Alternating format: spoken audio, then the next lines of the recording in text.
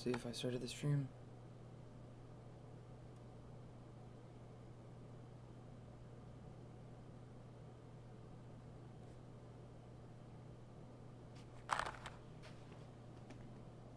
Okay, let's go. Let's hear how it sounds.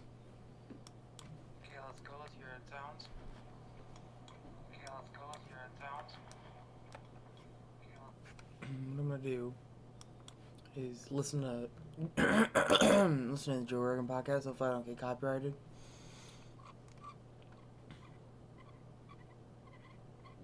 I've watched like 1 whole or 2 whole episodes. I watched half of that, but there's a new one, so why not just watch this? I thought, and I usually listen to it while I'm playing in the background. So I thought I'd stream and hopefully it doesn't get copyrighted. That's here I sound. Check it out! The Joe Rogan Turn down a little bit.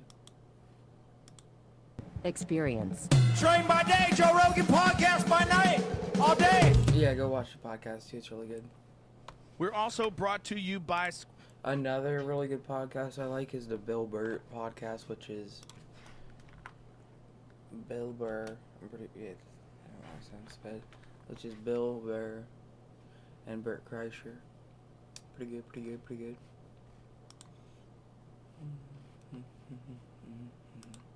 Squarespace. Squarespace is the host right out of the box. We are brought to you by Simply Safe. Everyone wants to keep their home and family safe, whether it's from a break-in, fire, flooding, or a medical emergency. Simply Safe Home Security delivers award-winning 24...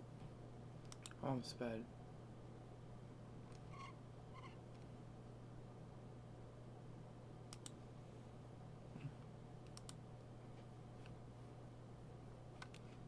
Give me a minute for it to load.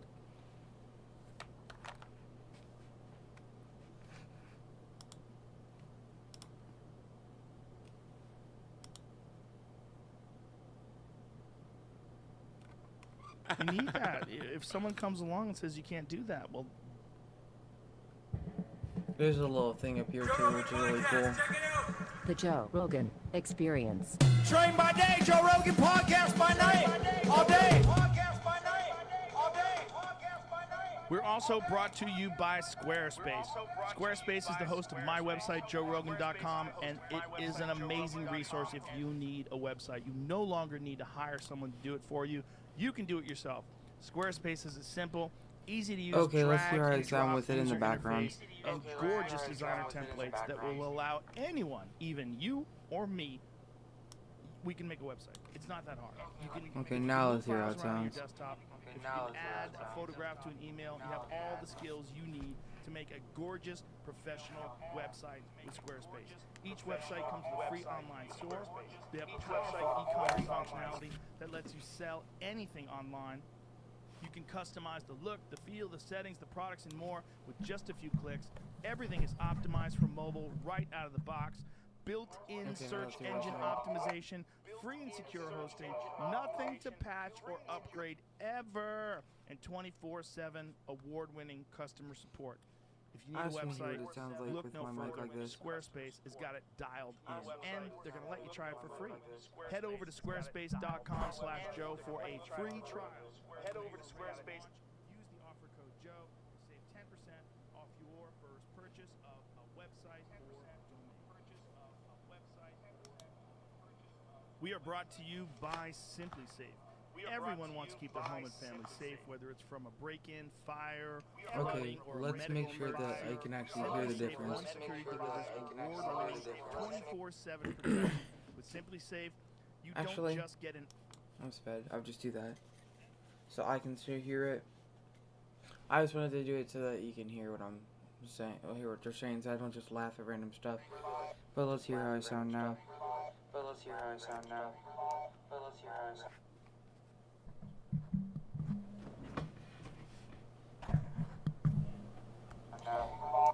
Okay, now let's hear how I sound.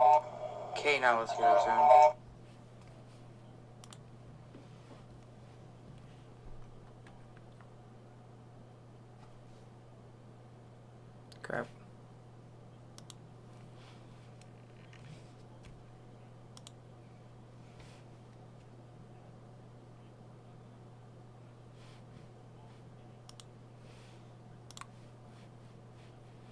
By the way, I got the new snapshot. So. Okay. Okay. So.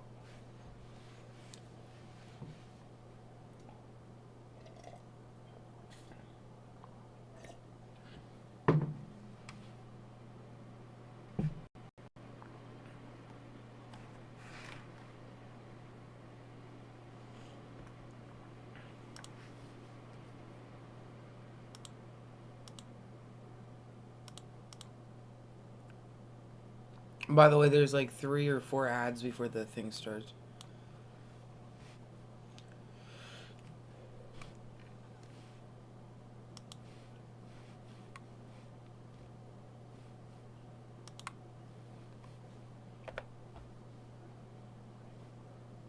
Mark Smith, I'm pretty sure, is a UFC referee.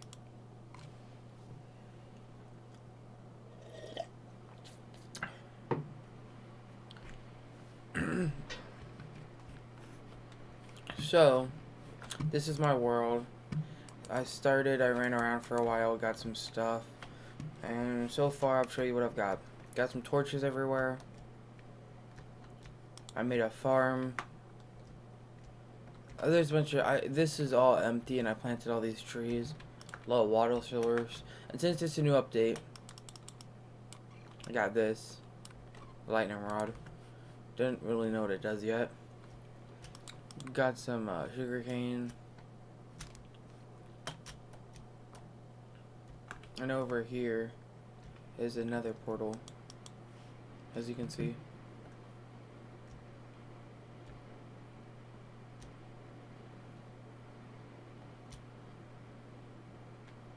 So, this.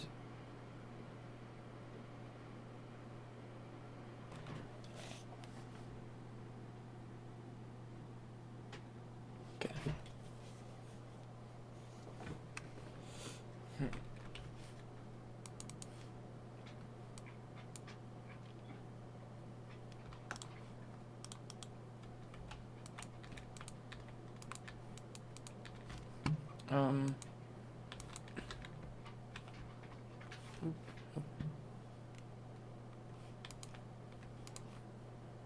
I'm gonna try to strip mine.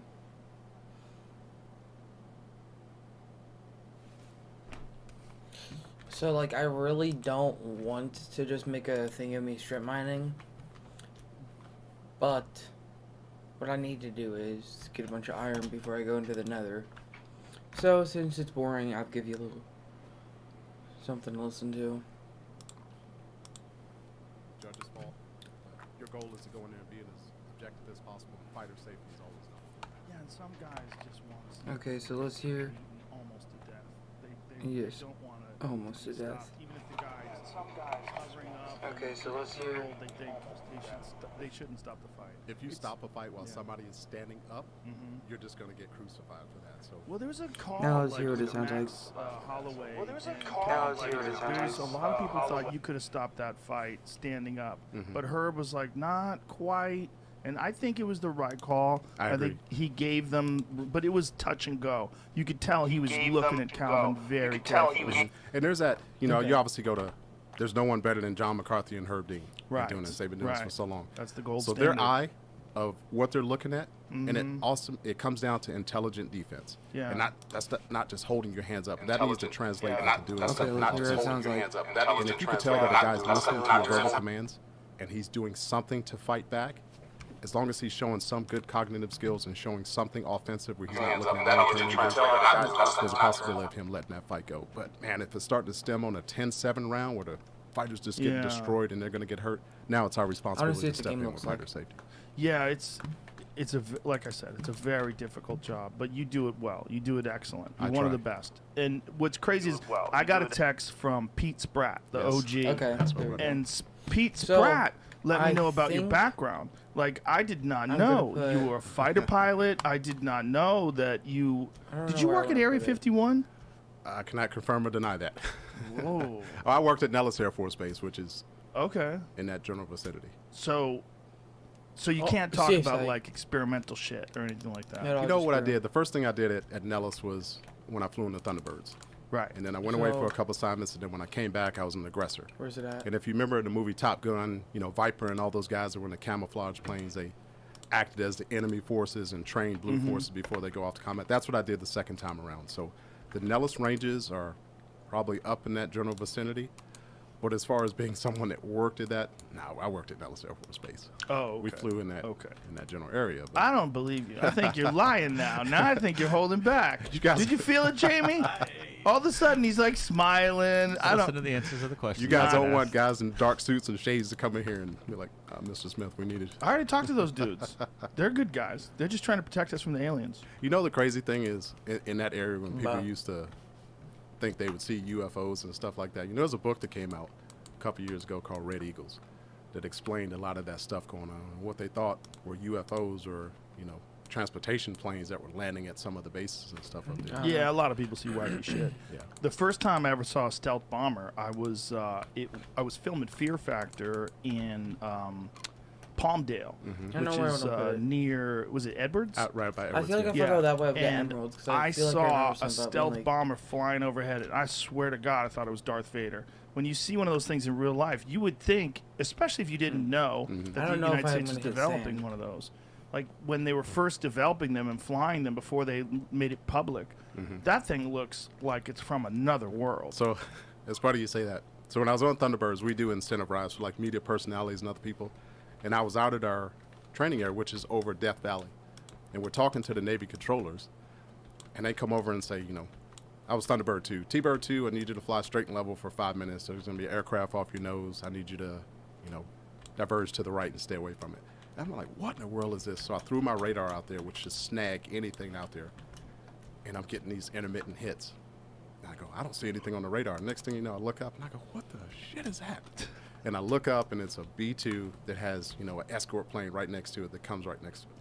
I looked at it for the first time and I go, I'm gonna get stairs. 'cause There's- that's what I there are like to aliens do out here. This before- is some kind of look spaceship. at that thing. Yeah. I mean, look at that. I like to That do does that so not that, look like, like it's it's from easier here. to- Yep.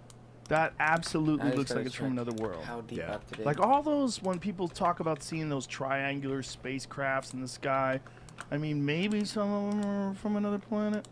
Yeah, so if you've never seen one of those, and like for me as a pilot perspective, I'd never seen anything like that.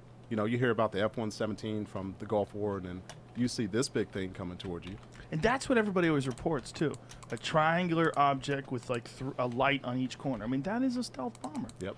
That's a crazy looking aircraft, man. Yeah, so I had somebody in my back seat that was like, oh my God, what is that? What is that thing coming by? And I mean, if we thought that we were being invaded and then you saw things like that flying overhead, that is what I would imagine they would be flying.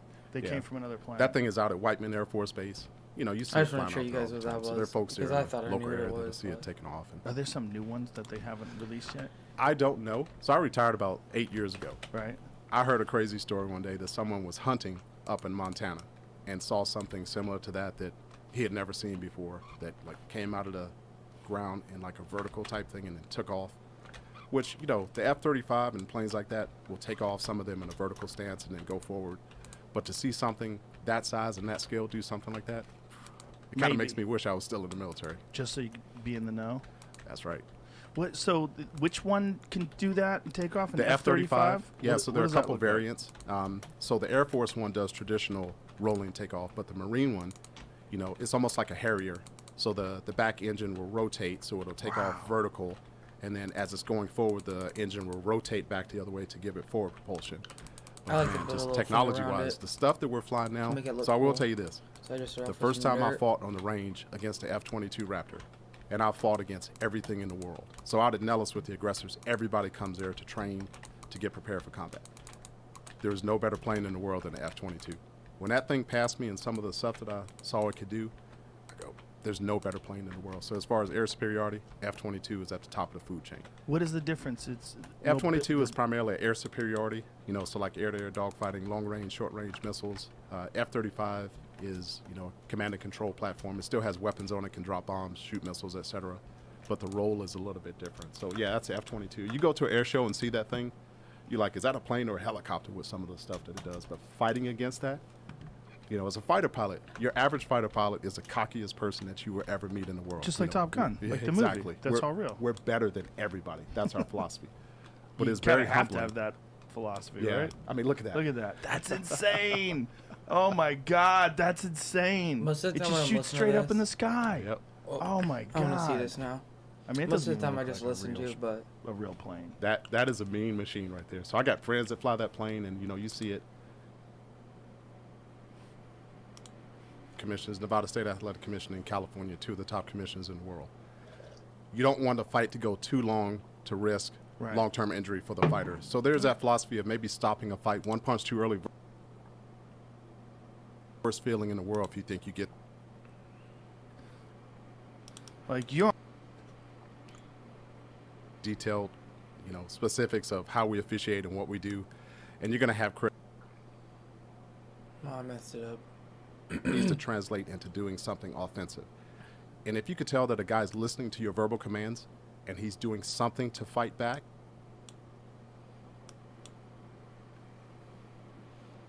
plus the flight controls. I mean, look, he just flat plated that, and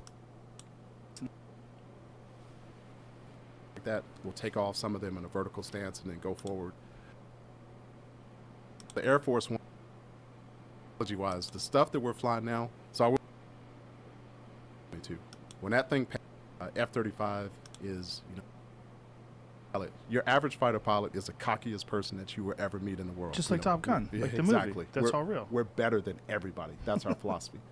But You it's very kinda have to humbling. have that philosophy, Yeah. right? I mean, look at that. Look at that. That's insane. Oh, that's cool. Oh my God, that's insane. It just shoots straight up in the sky. Yep. Oh my God. I mean, it doesn't even look like a real plane. That is a mean machine right there. So I got friends that fly that plane, and you see it. It's designed in combat. The United States is still going to be at the top of the food chain as far as the personnel that we have, the men and women that fly these airplanes, and then the equipment that we're flying. You're not going to find anything to match it. That's incredible, that turn that it just made in Yep. the sky. So is that what the maneuverability of it? Is that what's superior? Look at what the fuck? How does it do that? That's insane. So thrust Bruh. vectoring on the back, plus the flight controls. I mean, look, he just flat plated that, and Wow. the amount of thrust that's coming out of it. So, internal avionics, the stealth capability, and the maneuverability of it. Oh, that's cool. Nothing in Or the world is going to that's- beat that. But they Copper. can't fly very long, right? It's a total package. So whenever you go to combat or something, you're going to have tanker support out there. So you're going to meet a air refueler up at 20,000 feet and get gas. And that thing can carry external fuel tanks. But the goal is to be able to plan the mission, Jeez. to be able So to go a lot of in, copper. escort, have It's like an iron. guys in the drop your mouth. bombs or do whatever. I haven't and get got a back lot out of with tanker support. copper yet. There's always that philosophy: without the gas, no one is going to go. So like when I was in Iraq and stuff, we take off in Saudi Arabia, fly an hour up, meet a tanker, go fly a 5-hour mission, come back to the tanker, get more gas, go out and fly for another couple hours, and then go back to the base. How long can that fly for? I don't know. It obviously depends on how hard you got the gas pedal Right. down. Right. I think in the F-16, if we stayed in full afterburner for, 5 minutes, you probably run out of gas. 5 minutes. Or it could be quicker than that. Now the goal is endurance. You obviously want to be able to stay out there to maintain Yeah. go the length of your mission. But you look at the length of the This mission. is just the and part fuel where we're at. I'm capacity, already and down the goal here. is obviously to have somebody there as a backup, because you never want to be out there by yourself. You always want to have that support. So you may have guys that are sitting back here in a cap waiting for their turn to come in. You run out of gas up front, now you swap out, those guys come back in. So total protection. So until they come up with something superior to internal combustion engines, we're always going to be limited by the amount of fuel that they can carry, Exactly. just because of the weight, right? So as far as endurance, yes. Now capabilities of the plane, most fighter planes have a G capability of 9 Gs, and that's, times the force of gravity. Do you wear a G suit? when We you're in did there? wear G suits. So in a 4th generation, like an F-15, F-16 is a 4th generation fighter, we wore G suits on the abdomen and down on the legs. And basically what that does, as you pull Gs, you're going against gravity, and blood starts to drain from your brain down into your lower extremities. So the G suit is just a capability to help counter it. It's really a tightening restriction of your muscles, starting with your calves, hamstrings, buttocks, all the way up, and we do the Hooking? Yeah, the hook. You hook, and Yeah. that's really to hold the oxygen in. And what that does is lock everything down to hopefully hold the blood up in your brain as long as possible. I told you I flew with the Blue Angels once, and Mhm. when I did that, I got to 7.5 Gs before I couldn't take it anymore. So did you start to gray out, or did it well, I start to started, tunnel vision? Yeah, it was like an elevator door was closing. Yeah. And I'm doing that. Hoot, hoot, hoot, So it's trying to- weird because people think it's, 2 Gs would be 1 greater than 1. 3 Gs is 1 greater than 2. But when you start to get above 5, it's not a +1, it's exponential. Oh, So when you start to get to 7, so 6 is 10. yeah, that's what it feels like. Yeah. And you can't explain how it feels, but 9 Gs is absolutely, you get back home that night and from the straining and everything, measles, what it looks like little, we call them Jeezels, where your blood vessels will actually start to pop. Oh, wow. And you get these little specks on from straining so hard that you're popping blood vessels. But the goal is obviously not to fall asleep. We call it fall asleep in an airplane, G-loss of consciousness. G-lock is what it's called. If you do that and you're in the air, it may take you 30 seconds to a minute to be able to come back to any kind of capacity. And if that happens, majority of the time it's going to be catastrophic. I made it through that, and then I blacked out on the way back Mm-hmm. because I didn't hook on the way back because I thought I got cocky. I thought we're good. And we made a hard turn, and I think I blacked out at like 5, like 4.5 or 5. It wasn't even that much compared to 7.5. Yeah, if you're not ready at 4, and, people are like, oh, I can do Yeah. Gs. You get on a roller coaster, that's like a half a G or 1 G. I And blacked just out, thinking that exponential. and I threw up. It was double embarrassing. Did they make you wear a G suit? No G suit. See, the reason they don't wear a G suit is because in close formation, if you wear a G suit, the G suit is going to fill with air to help with that restriction on your legs. And in the 45. F-18, they have a center control stick, and they rest their arm There it on is. their right leg. And if that G suit is moving up and down, it's going to move your control stick. Oh, I see. So the F-16 has a side stick controller where it doesn't touch your leg at all. It's like you're reclined back in the seat in the side stick controller. So we can wear a G suit so it won't affect precision, moving your arm back and forth. Is there any other technology that they've invented to deal with gravity, like just the sheer force of the acceleration? So not just a G suit, but you will have Yeah, I haven't had induced so many pressure pickaxes. breathing. So you wear a specific kind of oxygen mask, and that's going to force air into your system. Because the one thing you would hate to do is just hold your breath. It's like a 3-second count. You do that hook, and then it's a 3-second count. Exhale, inhale right quick. And as part of that pressure breathing, when you exhale and open your mouth, it's going to force air back in with that pressure breathing system. So with the two of those together, and then we combine it with, you got to be in shape. You got to lift weights. You got to have some kind of cardio conditioning to be able to last. Because it's one thing to be strong enough to hold that, G position, but then you do a 45-minute, dogfighting mission, your body's going to get tired. So you got to be able to sustain that the entire time. So most fighter pilots are going to lift weights. They're going to do, extreme cardio exercises to be able to sustain. But anything else other than that, it's kind of weird. Back in the day, it would be go drink a Coke and a bag of Doritos and get that sugar rush for that 45-minute flight and be able to sustain through it. But Really? it's more of a health conscious thing now. The total package staying in shape. I guess they're just smarter now about it. Probably a lot. The Blue Angel guy that I flew with was a tank, and the dude was swole. He was like Yoel Romero. He was jacked. That was philosophy because when I was on the team, I'm 6'1". I probably weighed 230, 235. That's on the large team. for a fighter pilot, right? The cockpit was extremely tight. Usually they're smaller guys because is that a thing with the gravity? It's easier to No. sustain gravity? It's a height limitation, so you can't be so tall where your head is up against the top of the canopy. Oh, that's all it is? But you also can't be that short where you can't see over the dashboard. But there's a weight limitation too. You can't be below a minimum weight because if you ever had to eject and you're below, let's say, 125 pounds, that parachute is going to drag you. You won't be able to stop. Or if you're above, whatever the weight is, 250, 265, you're going to come down in that parachute pretty hard and you're probably going to get hurt. Yeah, they can't make custom shit for you. Nope. No, and it's the same basic fighter. Yeah. So the Thunderbirds, it's a frontline fighter that they take the gun out and they put a smoke barrel in it. But it's the same basic avionics, the same basic controls, and it's just painted red, white, and blue. All the professionals that are the maintenance guys for the Thunderbirds, the best in the world, the finest in the world, and I had 4 of the finest when I was on the team. They take them off of active duty lines and bring them Nellis Air Force Base and do all the stuff in the planes. But There hasn't been a real horrible air show collision in a long time. But the last one, I remember there was one in 1988 when I first started doing comedy. I remember watching it on TV. And it was, I think it was in Italy.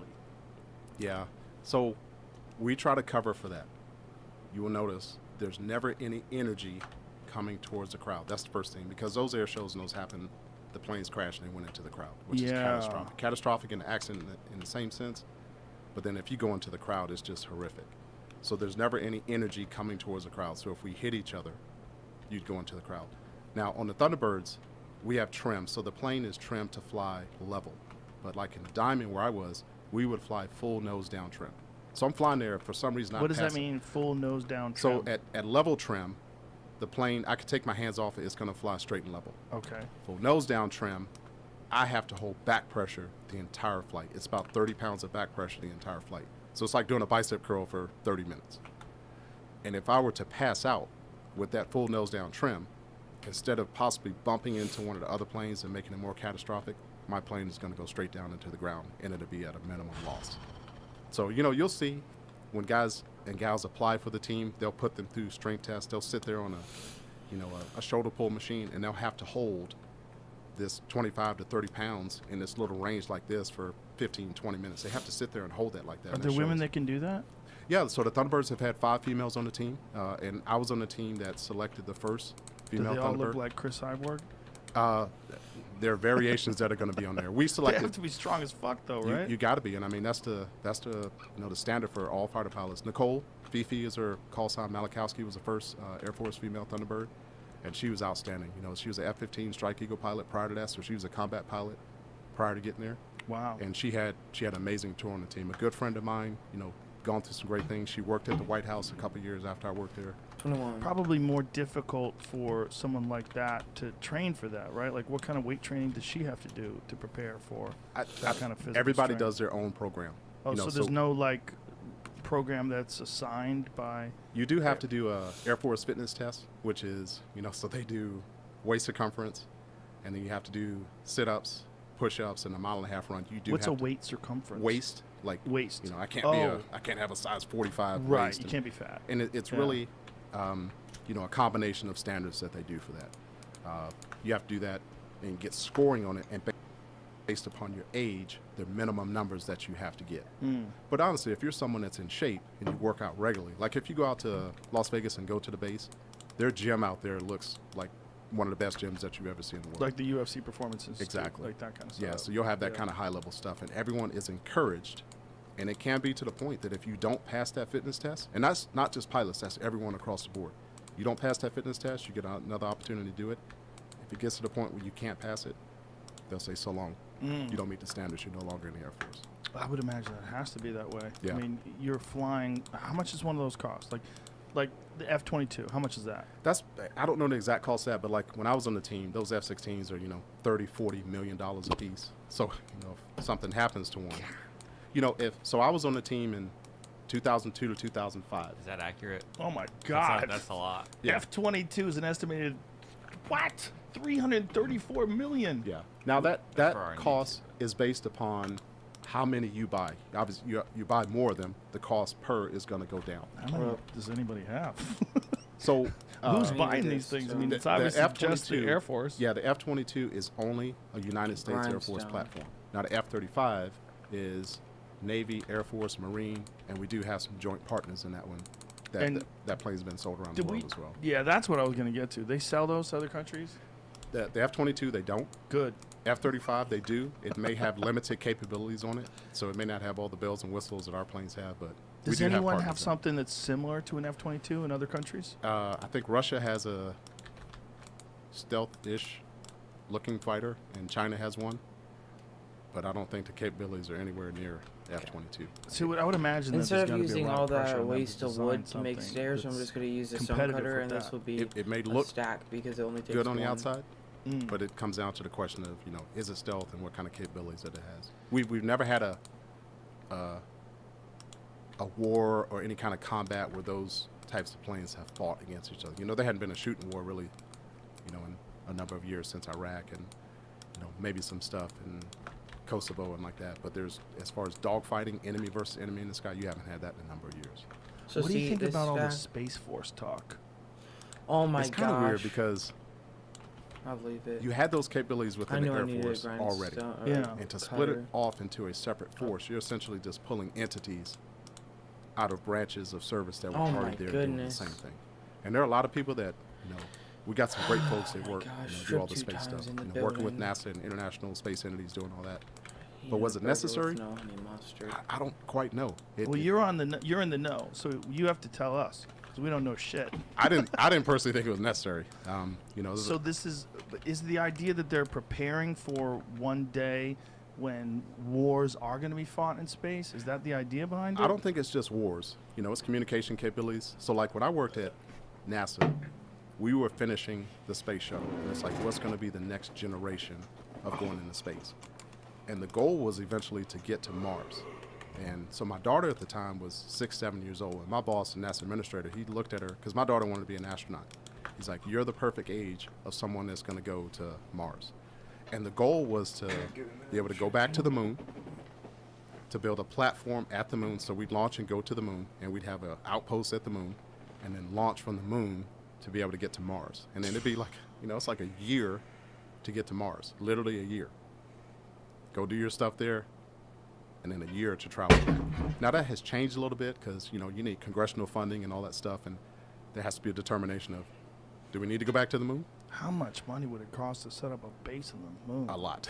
And that's the question. That was just It's my like, chair. priorities as far as financial budget, what we need right now. You got some incredibly smart Anyways, people. look at this. that So work this at is NASA 35. and, You put some it of the here. other You international pick space stairs. agencies. You But get I think the 35 truth of it stairs. that came down to, and you So saw always those use movies, your Hidden grinds to Figures, cutter and so you don't have to that waste talked as about much. launching to the moon and stuff. And always Some use of the cobble stuff. knowledge and If you're trying capability this strap, to because you don't get have to to waste the moon wood. was lost, because a lot of these professionals that did all their mathematics and calculations to get us there, they had that stuff up here. They go to a chalkboard and they write it down and say, okay, this math formula, this calculation, this projection, this will get us to the moon. But as they started to age off, guess what? We didn't have that technology written down. So with our capabilities That today, seems so ridiculous. it does. With our capabilities today, you would think, oh, we can go back to the moon today. My favorite is looking at the NASA, the room in Houston where they're all smoking cigarettes. They're all wearing them nerdy glasses with the ties on. It's just such a window into the past. Such a strange time. Those rooms are still down there. Are they So I got a really? chance to, failure is not an option. All those discussions, you go down there. Are they that's- updated or are they in the original They form? still look like in the original form. Oh, man. Yeah, so NASA's obviously changed a little bit. It was a sad day with the cancellation of the space shuttle, but we had to. That thing was starting to age out. And Yeah. as we look at the next phase of what's going to, take us up into space. But working there for a year, I got to go down there and see all that stuff. With the Yeah, look at that. Look at those whack monitors and shit. Everything. It seems so weird.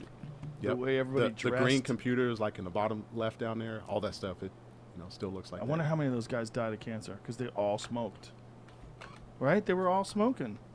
In the movies they were. I'm looking for cigarettes in the photos. I Ah, don't see come any, on. but These guys are smoking. They a lot of just put their coffee. cigarettes away before the photos. It's the craziest thing. When I was working down there, I had some friends down there in the space industry, and I was talking to one of my friends down there, and I had on this little band that said push-ups and a 1.5 mile run. You do What's a have to weight circumference? waist, like Waist. I can't be Oh. a someone that's in shape and you work out regularly. Like if you go Bro, out, this is so messed up. not just pilots, that's everyone across the board. I hit 15 seconds back, and it chooses 15 minutes. Too. How much is that? That's I don't know the exact cost of that, but like when I was on the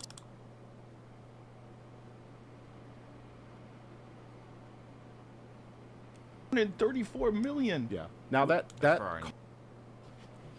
to split it off into a separate force, you're essentially just pulling entities out of branches of service that were already.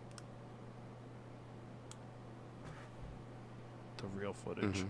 of the actual module being in space. You know what's weird is everyone depicts Russia and the United States as being so adversarial. 34 minutes. So when the space shuttle ended, I'll to be get back. to the International Space Station, I'm gonna go make there was some one way to do it. toast. Yeah. you had to go to Russia. Yeah. Some So yeah, breakfast. So just Russia watch and the this United until I'll be States are back. going head to head. No, if I were an astronaut and were selected to go to the space station, I'd go live in Star City outside of Moscow, and they got U.S., Canada, all international forces there. You'd Ow, live my there and do toe. all of your training, and you'd launch on the Russian Soyuz to be able to get up there. And It's pretty wild. it is wild. So I got to visit, and people bring their families and stuff over there, and there's a row of like 10, 15 townhomes.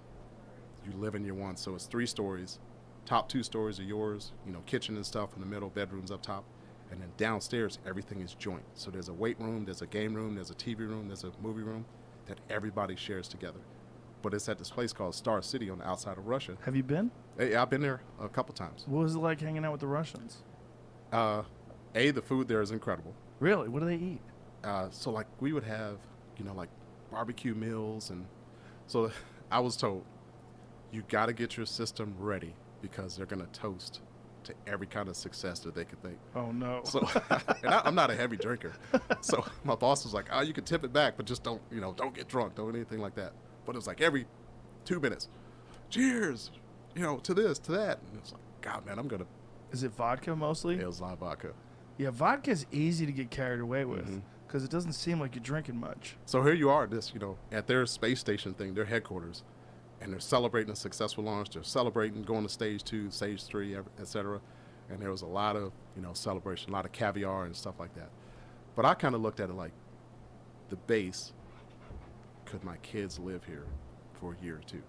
Now, obviously, they're going to take care of you. The weirdest thing for me, when we travel around, you'd have security and stuff with you.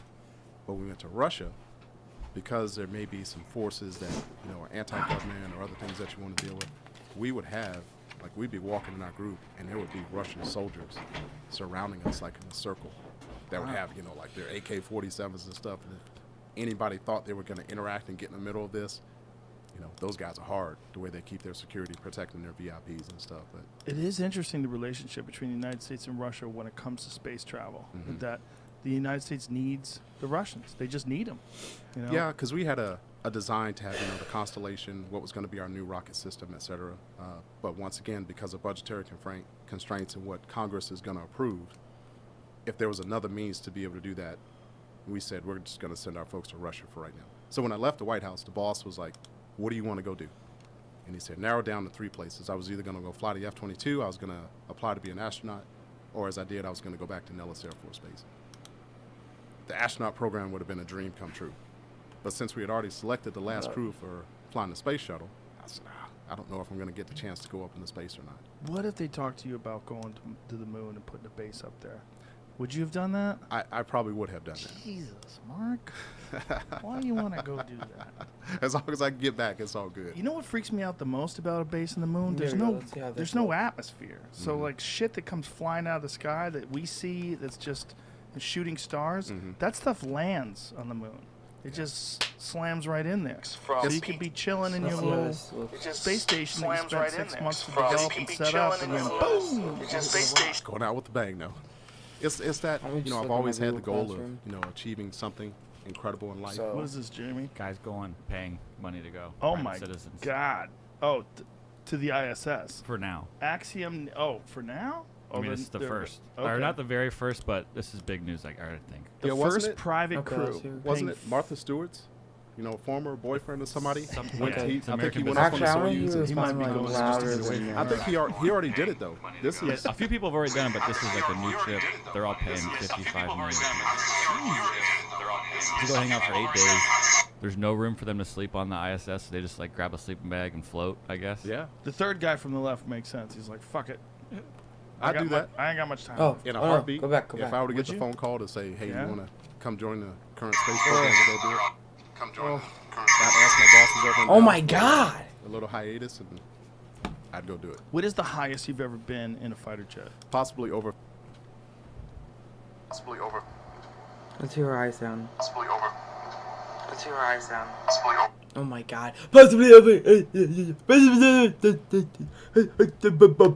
Fucking. Oh my God! The syndrome. But I want to see. For 50,000. I want to hear her eyes sound. Possibly. You don't over want the to sound confirm of or it. deny. I I want to understand. hear her eyes That sound. seems like the edge of space. You can Okay, start to see some perfect. pretty interesting stuff up there. The plane is rated to go to 50,000 feet, and that's really for pressurization and Which some I- other stuff. But Holy crap! maybe to expedite, Okay, get good. from point I A thought to point B. Started May have, DDoS my Google May Classroom. have gotten up there. may have gotten I wouldn't over mind once it. My or twice. teachers are So sped. what does it look most like of them, up at there? least. So all the flat earthers out there, you can actually you can start to see the curvature of the Don't you earth. want to take those dummies up there? Oh, God. Like, just get in the plane, bitch. So I made a bet. Some guy was arguing with me on social media, which was smart on my No. part, right? You were arguing about the flat Earth? I put it to him. I said, you go find the point on Earth where it ends, and you can fall off. And I said, I will pay for college tuition for all of your children. I didn't hear another thing from him ever. So, and when I fly now, our plane, will go up into the, the low 40s. Most of the time, we're going to fly in the high, 39,000, something like that, you can start to see the curvature of the Earth when you get up there, especially at dusk and dawn. So when you get up at 49, 50,000 feet, you can see the good curvature. Yeah, the view from Okay, the that's space better. station, Mm-hmm. just the images that What? I've seen from there, it seems like that would just change your life. Just the relationship that you have to the Earth, the Mhm. way you look at living on Earth, being above it and Okay. looking down on it, like, Mhm. oh, down there is home. It's just, it must be a complete paradigm shifter. You know what's amazing? So whenever I go fly, we can't do anything below 10,000 feet. But once you get above that, you can take pictures and stuff. And, taking off out of Vegas at 6 o'clock in the morning at sunrise, you get some pretty amazing sunrise photos if we're going eastbound. So I will post stuff to my social media all the time. Some of the, if there's a big thunderstorm right next to us, I'll film it and post it. And people go crazy Let's over see how that this kind of stuff. looks. I'm And, sure. beautiful day over the Gulf of Mexico, and I'm snapping pictures and posting on social media and stuff. There's no restrictions on like using your phone while you're up there. You taking can't be pictures? on Wi-Fi. You can't be. We don't sit up there and watch the game on You Super can't be Bowl. arguing with people on Twitter while you're Nah, flying. You don't do any of that stuff. So in the back you can, but as far as the limitations up front, one thing I will say is we are a very disciplined group. So below 10,000 feet, unless it has to deal with specific flying, there can't be any casual conversation, and that's a FAA mandate. We adhere to that 100%. Once you get above 10,000 feet, we do have Wi-Fi up there, but we simply use it for navigation and looking at weather and stuff like that. I can't be, Do you have is it a satellite link? It is a satellite link. So we have a couple communications. There's a satellite link on the back of the plane, and hopefully It's actually funny because I was watching that's our communication as far as back and forth. Big talking Time to the company, Adolescence. It's like looking at has weather and Pete folks in Davidson the back and as far as being able to socialize it's like internet. that social movie on media and Hulu. stuff You like should that. watch it There if are you capabilities haven't. and But horror for it was that. MGK. He whack? was Is it arguing like with some dude about like airplane Bigfoot or Wi-Fi something. where it's real slow? And he was like, watch and the you Joe can't really Rogan watch podcast. YouTube? Stuff's going on in the world. No, It actually, I was used pretty it coming out here yesterday, and I think it's pretty good. Now, some of the expanded, things that come. And up, you also, may I'm have kind of to pay for tired, that. so that's why I But sound as like far as this. And, basic you know. capabilities, you can't connect to it and be able to use it. Are you talking about on a fighter jet, or are you talking about on a No, regular commercial passenger? airliner. Commercial airliner. So Yeah. it's gotten better. Oh yeah, Oh, yeah. I don't even bother anymore. If I fly, I just watch a movie on my laptop or something. I do that, and things have changed over the years. I used to get on the plane and sit in the back, and I would be asleep before we pushed off the gate, and that makes that trip. But now I'm so conscious of everything going around me. Because of sitting up front, we have to be, our flight attendants are amazing, everything they have to deal with in the back. But because of security procedures and stuff like that, so I had an incident on the plane about 5 years ago that I'll never sleep on the plane again. Wow. So it's very secure when we come out of the cockpit. You don't want any kind of cockpit intrusion. And you'll notice when we come out of the cockpit, passengers cannot use the front restroom, and there'll be security procedures in place. So I came out of the cockpit, and this gentleman got up and started to walk towards me, and the flight attendant was like, "You got to sit down." And the guy just stood there, and it turned into a Texas standoff, like, who's going to win here? The guy wouldn't sit down. So I leaned around the flight attendant very aggressively. I was like, "Hey, sir, you got to sit down." And he didn't. He had this mean mug on his face. About 5 feet away from the flight attendant, wouldn't sit down. So what I did now is I picked up the PA, got on it and said, "Hey, sir, pilot's out of the cockpit. You need to sit down right now." And now what that did is I got other passengers involved, and everybody's looking around their seat to see what's going to happen. I thought he aggressively was going to try to come up and do Jesus. something. So what I did is I put my hand on the back of the flight attendant, and I said, "If he comes forward, I just need you to lean about 5 feet to the left. If he aggressively postures and tries to attack, I'm going to put his jaw on the floor." You hate for it to come down to that. You never Right. want to be able to do that. But I thought the guy was Was he gonna, drunk? I don't think he was. I think it was probably something more to it. But, our goal is safety of you as a passenger. There was something more to it, so he was thinking about going to the cockpit. You never know what someone. You there just have been don't know, there have been right? cockpit intrusions. Yeah. The doors are really enforced, but there have been people that have, before the safety seal at the bottom, that have busted that out and try to get into the cockpit, and other crazy things that have happened over the years. My goal is to get you from point A to point B as safely and smoothly as possible. And if somebody tries to get into our cockpit, I'm going to defend that as much as I can. What happened to the guy? Did authorities meet him at the gate when he landed? We don't get involved in any of that. If there is a potential law enforcement engagement, we may call them. But if there was an incident, what we did is we just kept the door closed. So they may have met him, but we won't get involved in that at all unless there's actual interaction, physical contact. Did he eventually sit down? He did sit down because one thing I noticed after 9/11, a lot of people like, not happening on my plane today. Right. So when I picked up the PA and said that, I had a lot of other passengers turn around. I was like, you better sit the fuck down right now. You're not going to do this. And, you know, got other people starting to get involved with it. They made him sit down. He very angrily sat down. How weird. But now you got other passengers that are, you know, conscious of it. And that's one thing we would probably ask. You don't want people to engage in it, but if something gets out of control, everybody better step up and do our part to, you know, we never want a 9/11 to happen again. We don't want to ever experience that again. It's just some people are just, if there's any sort of pushback against them at all, they're almost ready for conflict. There's certain people that, you know, you tell them you have to sit down, like, or what?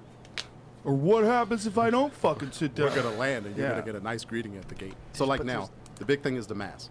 Right. You got to have the mask on. Yeah. So if we're taxiing out, you don't have the mask on, they will, our flight attendants will do I saw a everything thing possible. though where a lady got kicked off a flight because her baby wouldn't keep the mask on, which is kind of. We were just talking about that up front. That's kind of tough. What age do you know, if it's a 2-year-old, that doesn't wanna put the 2-year-olds mask can't on. have a fucking mask. And by the way, if they get sick, it's like nothing. It just goes in and out of their system. I mean, the flu is actually very dangerous for them. Nobody ever did anything about that.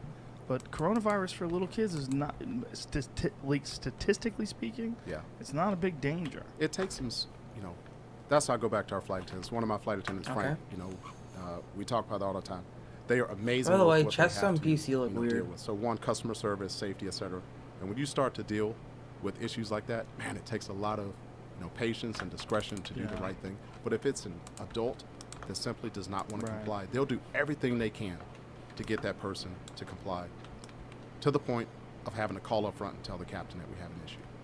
And then even when it comes to that, because it's about safety. What and I customer strip mine, service, what we're I gonna like to get do on the is PA dig and down say, to "Ladies and gentlemen, 12 we have staircase, compliance all this, things make that a you little need to follow. hub. Please do I can this. put on my If order, you don't maybe do it, smelt it we're if I gonna have to need go to, the a little next step. Some people oh. just don't like following Little, orders, man. It's so thing, it's so crafting weird. You table. can see it in their And face. then I like to It's do 2 by maybe something they grew up 2s. with or whatever. They're like, no, And I fuck dig this. There's an until easy I fix for can't that. dig anymore. We'll land and be like, have And a I good day. dig straight. You said that flying over here to do the show was the first time you sat in the back in a long time. Yeah. Was it weird?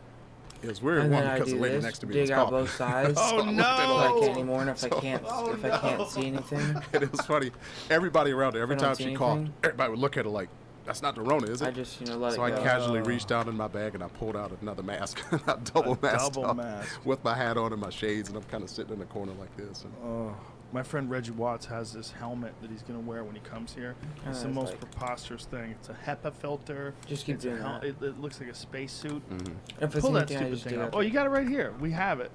We actually have it. oh wow, We bought a couple of them. oh, that's incredible. Let's go. I haven't put it on. Jamie put it on, but it's kind of ridiculous. It actually looks kind of sick. It's very, Yeah, very ridiculous, right? Yeah. No. Yeah. You can't hear anything when you're in. Got Which that on. one's the top? That's it. There's only one way to put it on. Oh, okay, So. like this. Yep. Yep. So Reggie's gonna fly like this, There are aliens. and I guess if you seal this bitch up, though. it Yeah. There's a does make fan you sense. gotta turn on though. Huh? Just a fan on the side. Where's the fan? There's a slit where, like, we were right here by your jaw. Yeah. I know where to go. Where's the turn on? He's fogging up. Fogging up. There's a thing right under there. But the fan. How do I turn it off? Yeah, it's in Tell me, there. come. Oh. Help me out. That's like an astronaut helmet. Oh, there it goes. So it's got a fan, and it apparently clears the air too, right? Oh Yeah, man. Yeah. It's like a HEPA filter. I can't. Sure. So Reggie's out there flying like this. People Reggie would freak Watts, out if they saw Follow that. him on Instagram. He's a great follow. But he's actually flying with one of these things. They'll make you take it off at TSA because they got to Really? see your true face. Yeah. Like At you come up TSA. with the mask and stuff. Yeah. They make you pull But it then down. once you're on the plane, can you wear this? I don't It's see not a why not. mask. I don't see why not. It's better than a mask. There was a guy that had a Boba Fett helmet on in the did he? airport yesterday. Did they let him? Nah, they'll make you take it off because they got to make a determination if you have a true mask on. Yeah. A true mask. Yeah, you know, because like you can't wear the ones with the vents in it Right, anymore. So they, and we I keep never the understood disposables. those vents. Like a guy came to the studio once and he had a mask and he had 2 vents on each side. I'm like, what are you doing? Yeah. That you have a hole in your mask. Yeah. This is not a real That mask. and you know the little like the plastic face shield. Yeah. That sits about. You can't wear anything like that anymore. Those are ridiculous too. There's a hole you can grab up and grab your face. Yeah, it'll just This- the Rona will come out on the top or bottom. All of it's just so strange because nobody knows what's really working and what doesn't work. And then there's these anti-mask people think that nothing works. There's Yeah. no evidence. Some of them are actually intelligent. That's what the real problem is. Like Alex Berenson, who used to write for the New York Times, was on this podcast. Never He mind. said there's very little evidence that shows that masks work. I wear a double mask. Like so, I got my Masks. mask and then I put one of the, To the be medical honest, masks on the inside. That's Normal what Tom Cruise masks, does. I don't And I think kind of work. look at it like if I can't smell anything, And that's at least also- a start. You know, at least a. It's at another least barrier. some. If I they would do imagine work, if someone's coughing, It doesn't there's matter stuff that's because in the most air. people like You have have them a below their mask. nose or It's gotta stuff stop like that. some of that shit. Take Yeah. them down, cough and stuff. That's been the goal to So like it doesn't matter if they work stay or not. as safe 'cause, as like, possible. Now, explain to me how most you of it doesn't go work, from being 'cause, like, a it comes out fighter the pilot sides. to being an MMA referee. All right, so it's weird. When I was in Vegas the first time, 2002 to 2005, part of my physical fitness regime was like everyone has to box. I went to the Air Force Academy. Everyone has to box there. When I came Really? back to- Everyone has to box at the yeah, Air Force part Academy? of the PE programs is you go through a boxing program. Really? Yeah, so for a semester That's you got to great. box. You know, That's it's part great. of the self-defense skills. There are other things that they do. They make you spar? Yeah, you got to fill up spar. And then Whoa. you know, we got boxing teams at the academy, and I Yeah, I will know say that that, for years, the academy boxing team was the best in the world. Hey, Ray Mercer won the gold medal in the Olympics when he was fighting for the Army. There are a lot of my Pretty classmates. sure that's the case. Yeah, all Americans that box throughout the years. Yeah. And so when I got Randy back, to, Couture boxed in the Army too. yep, and that's kind of tied in. That's how it started. When I went back to Vegas, I went to a gym called JSEC, which is now Fight Capital. Sure. And JSEC, with Skipper John Kelp, Lewis. John Lewis. Yeah. That's the first gym that I Shout went out to back John Lewis. Oh, by the And way, Skipper. if you guys Skipper want to Kelp, make all a those guys are really amazing. good So, farm, remember, Skipper's awesome. Back in the what day, you can that's do when Randy Couture is would train, Marvin so Eastman, the Tito water's Ortiz, like Chuck fully Liddell. I went in there, and that's where I started doing all my like, boxing, my jiu-jitsu, and soaked everything else. four So, blocks out from the I water was already source. doing some stuff So with this the is UFC. for You probably don't remember, even but diagonal. This is some of the for old school UFC fights, like when Randy Randy Couture fought in Columbus, an Ohio. accident. They would But have me come out to the that's like fights and go to a local VA hospital there in the area, and I bring a group of like 5 or 10 vets out to every single UFC fight. Is Columbus when he fought for the title against Tim Sylvia? Against Tim So Sylvia. that's like that and some of the other UFC fights, I bring these guys out. So I already had a rapport and a Nice little relationship spot. with a bunch of those guys. And here I am doing this training, boxing and stuff at JSEC. watch how fast it goes. And we had a couple guys coming there that wanted to spar one day. And I was like, that looks interesting. I think I'd like to get in there and referee with them. And Skip was like, practice with some of the other guys first while they're doing their live sparring. And then when these pros come back, I want you to get in the ring and move around with them and see what you think. It was weird because Dana came in there one day. And I was like, Dana, can I have a picture with you? We took a picture. He's like, what the hell are you doing in there? I was like, I just practice refereeing a little bit. So he's like, is that something that you're interested in? And I said, yeah. So him or somebody to work for him told me, I want you to contact these guys. Oh, by the I way, want if you you to guys are contact wondering, Barry I'm Meyer, making this God rest his soul, carrots. and the folks over at Tough Enough. Jeff is younger brother. Yeah. One of the top amateur promotions there in Las Vegas, across the world, MMA fighting, etc. So they had me go to their fight the next day, and I sat there next to Barry, and he's like, is this something that you want to do? And I would practice scoring fights. I did that for a little bit, and the ISKA folks brought me on as a judge, and I did the judging for about 6 months. While the whole time I'm still going to these gyms, Extreme Couture, Syndicate, JSEC, getting in the ring, and I'm practicing with these guys. And I go, you know what? I love this refereeing stuff. So I decided to take a formal course. So I went and took Herb's course, and I realized how much I didn't know. So I took Herb's course, and I did really well there. And Where does Herb teach his course out of? he was teaching out like in the Glendale area at one of his gyms out there. California? Yeah. So how Bro. long is a course? Like if you want trying to learn find how an actual referee? good cave. It seems like it would be very extensive. Yeah, so you have to be qualified to get to that point to accept it. So Herb's course is over 2 days. So you already have to have some experience as an amateur, or how does If you want to pass. if you want to pass? If you want to come there and just show up and learn some stuff, you're probably not going to pass. You got to be proficient when you get there. Mm. So I took Herb's course and I did really well, and I made Herb calls it his dean's list as one of his top officials, and then I switched over to refereeing. So here I am judging amateur fights and then refereeing amateur fights. Bill Brady, who was the chairman of the Nevada State Athletic Commission, was coming to the fights, and then he knew I was military also. He knew I'd done some stuff with the veterans coming to the fights. He talked to me one day, and he's like, how far do you want to progress with this? And at the time, I didn't know because I was still active duty military. So he came and he watched me do a bunch of fights, and he would look at my scores and watch me refereeing, and then I got this phone call one day that says, we want you to come to the commission meeting on Tuesday. And I was like, oh man, this is either good or bad. Either I did something wrong, I'm about to get suspended. Well, I went in and, you stand up in front of them and they ask you these series of questions, and man, I was very lucky. So I got licensed in Nevada, which is obviously the biggest state for the biggest fights in the world. Yeah. They brought me on as first a judge with Keith Kaiser. He brought me on for a judge a little bit, and I'm still refereeing amateurs and getting more proficient. I started to try this again, so I went and took Big John's course. and Herb's course is hard. Big John's course is extremely hard. 3 days to get to that level of proficiency, and Big John has a pass rate is extremely rare. You got to Really? be, yeah. And they work together, with the commissions and the Association of Boxing Commissions to get proficiency across the board. Well, I took John's course, and I was like, God, man, this is really challenging. Is he still doing that now that he's doing a commentary? I don't know if he's doing it just because of all the virus stuff, but one thing I will say is we still do training. Like, tomorrow, the state of Nevada has training. I run all the training for the state of Nevada. We're doing that via Zoom. Oh. California did training last week, and John and Herb and all the top officials in the world, everybody participates. So John is still doing that while he's doing commentary for Bellator? I don't know if John's course is still active or not. And he also does that podcast with Josh Thompson. Yeah, he does a podcast. So, Yeah. But although he's, doing the stuff with Bellator, he's still very I'm much fine with it. involved in the game. With that knowledge Looks base, bad, but it's okay. he Yeah. essentially wrote the Unified Rules of MMA. He's become a very good commentator, too. Yes. He's excellent. Yeah, so you can imagine me now having my two mentors in the game are Herb Dean and John McCarthy. And, Yeah. for folks that say, oh, these referees, they mess up, or these judges mess up, no, it's not like that at all. If I mess up something, I hear from both of them. Because, again, the goal is to not affect the outcome of a fight. So I do that for a little bit, and then the athletic commission What? goes, we think we want you to be a referee as well. Oh, So I at the thought time, that's there me to trouble. was no one that was doing both. They want you to concentrate on one of your expertise.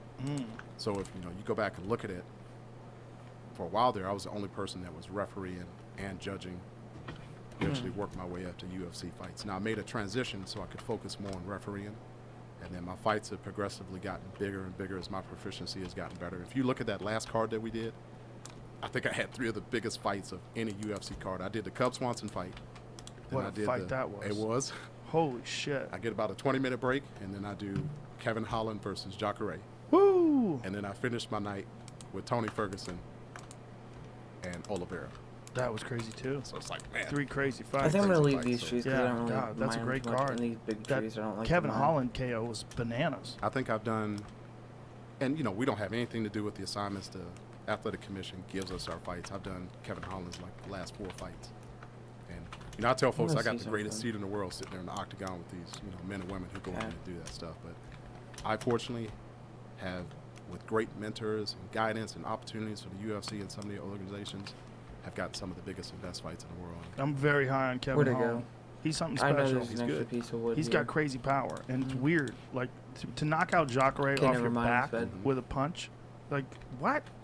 And we sit there and, you look at both fighters and see what's happening. And I go, it went down to the ground. And you have to know your fighters to know where their expertise is going to happen. Well, he's a Travis Luter trained jiu-jitsu practitioner. And Travis Luter, one of the best American jiu-jitsu practitioners really ever. Travis Luter, he comes from a different era, but I just see what back I in thought? his day, like the guys that I know that trained with him were like, holy fuck, is he good? And it's great to see him, there in the corner. You get to, some time Yeah. to chat with these guys and hear all the stories. But He's out of Dallas, right? yeah, when that fight happened, Worth? yeah, when that fight happened, he's on his back and he throws that first Crazy. punch.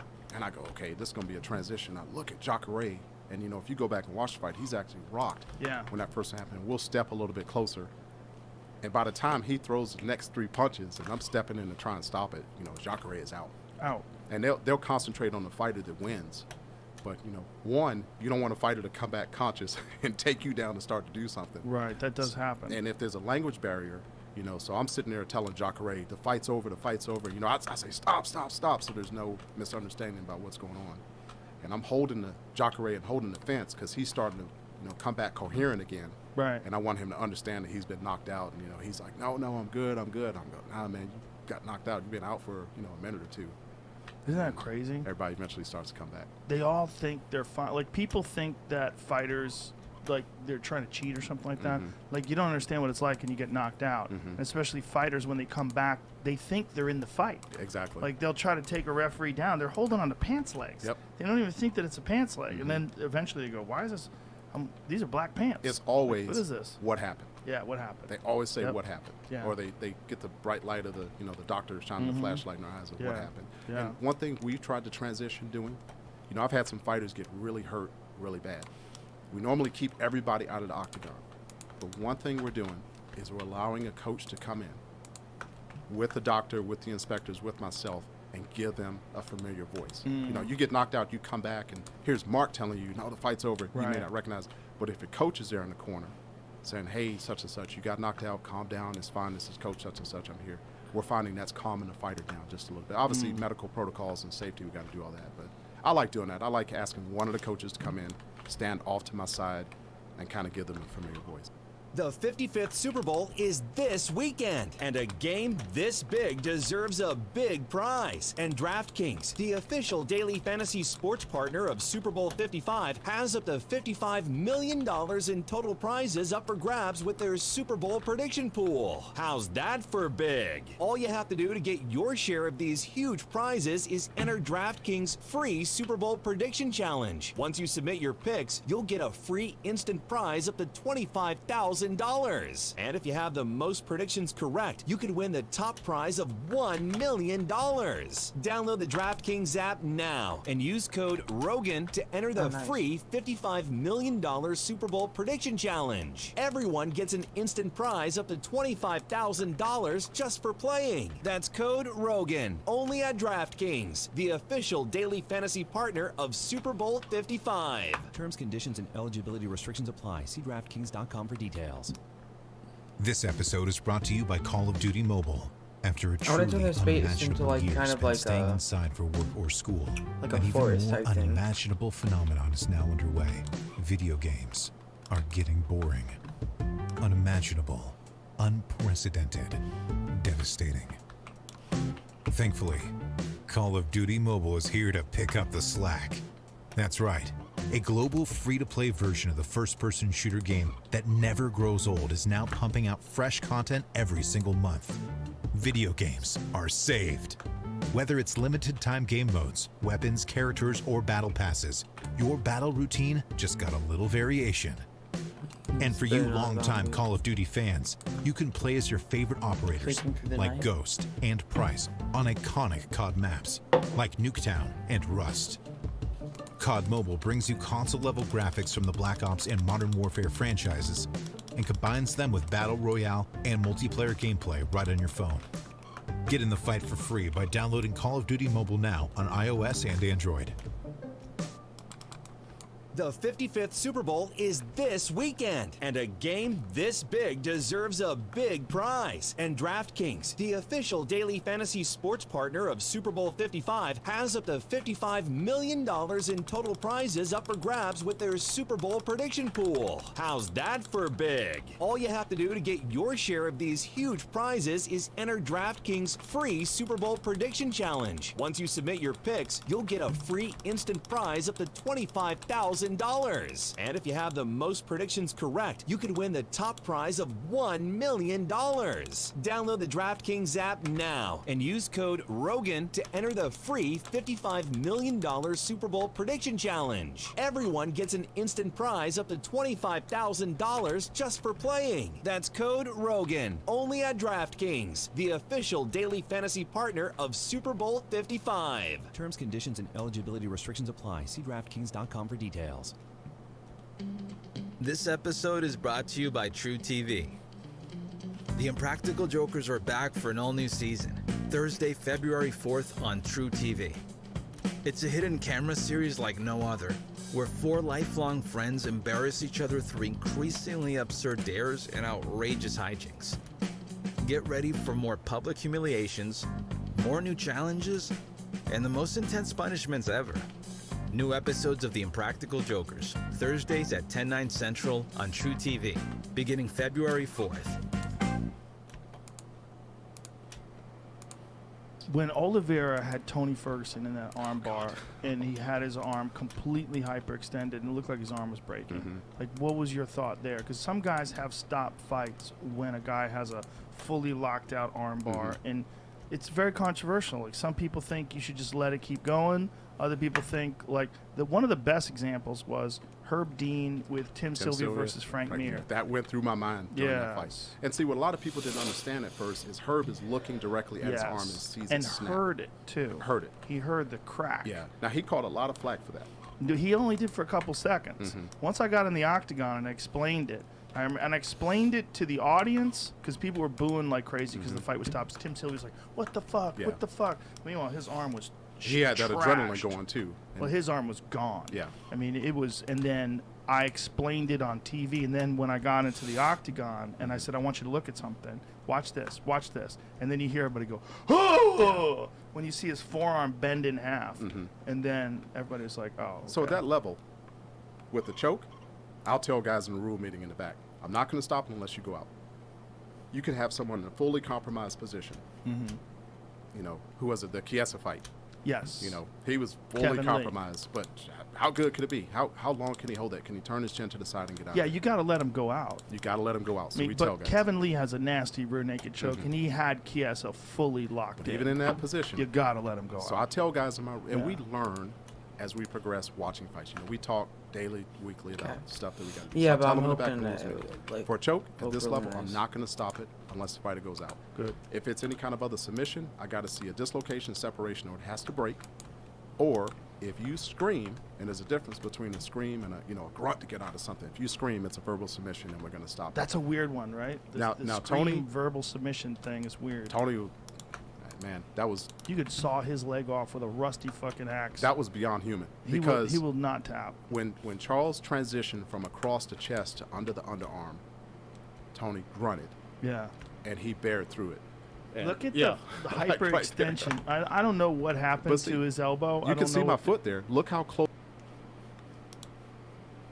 I am. So I'm doing two things. One, I'm looking for a So what are we looking at? Mom.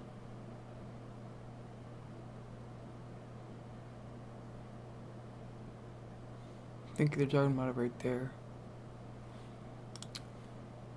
Dislocation, separation, or break, but I'm also listening to see if it's going to be crack, a verbal, you know, the crack in the arm or verbal submission. He did not.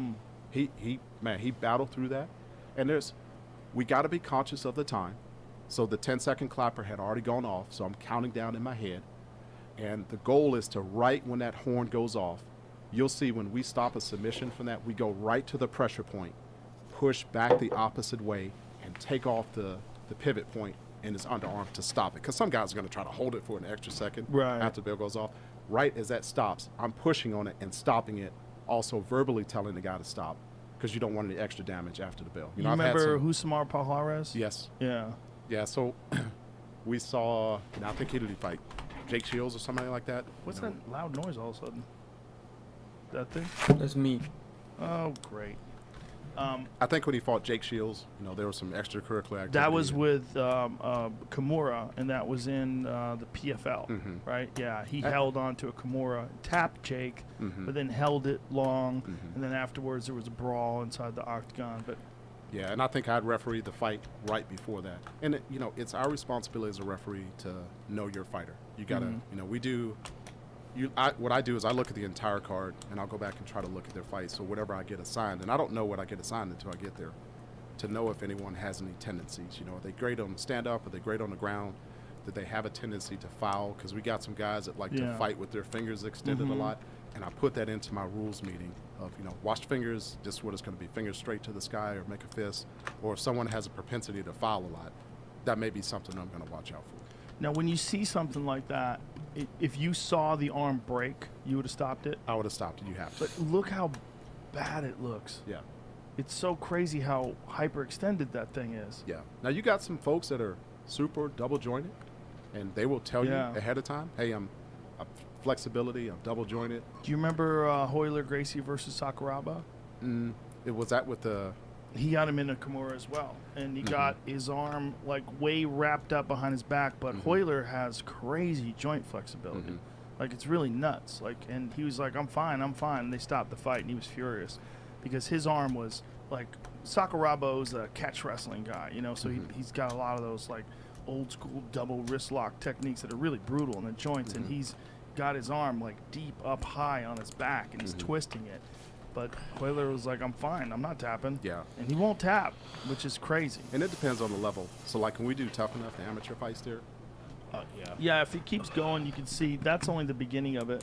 It got a lot worse. If you say Hoyler versus... No, that's the beginning of it. yeah, like at the amateur level, somebody could be in a choke, and if it's compromised, we may stop the fight. Or if they get stuck in an armbar or something and don't demonstrate the capability. Right, in the amateurs, yeah. So, this is Hoist, That's buddy. Hoist. That's Hoist. This is a different guy.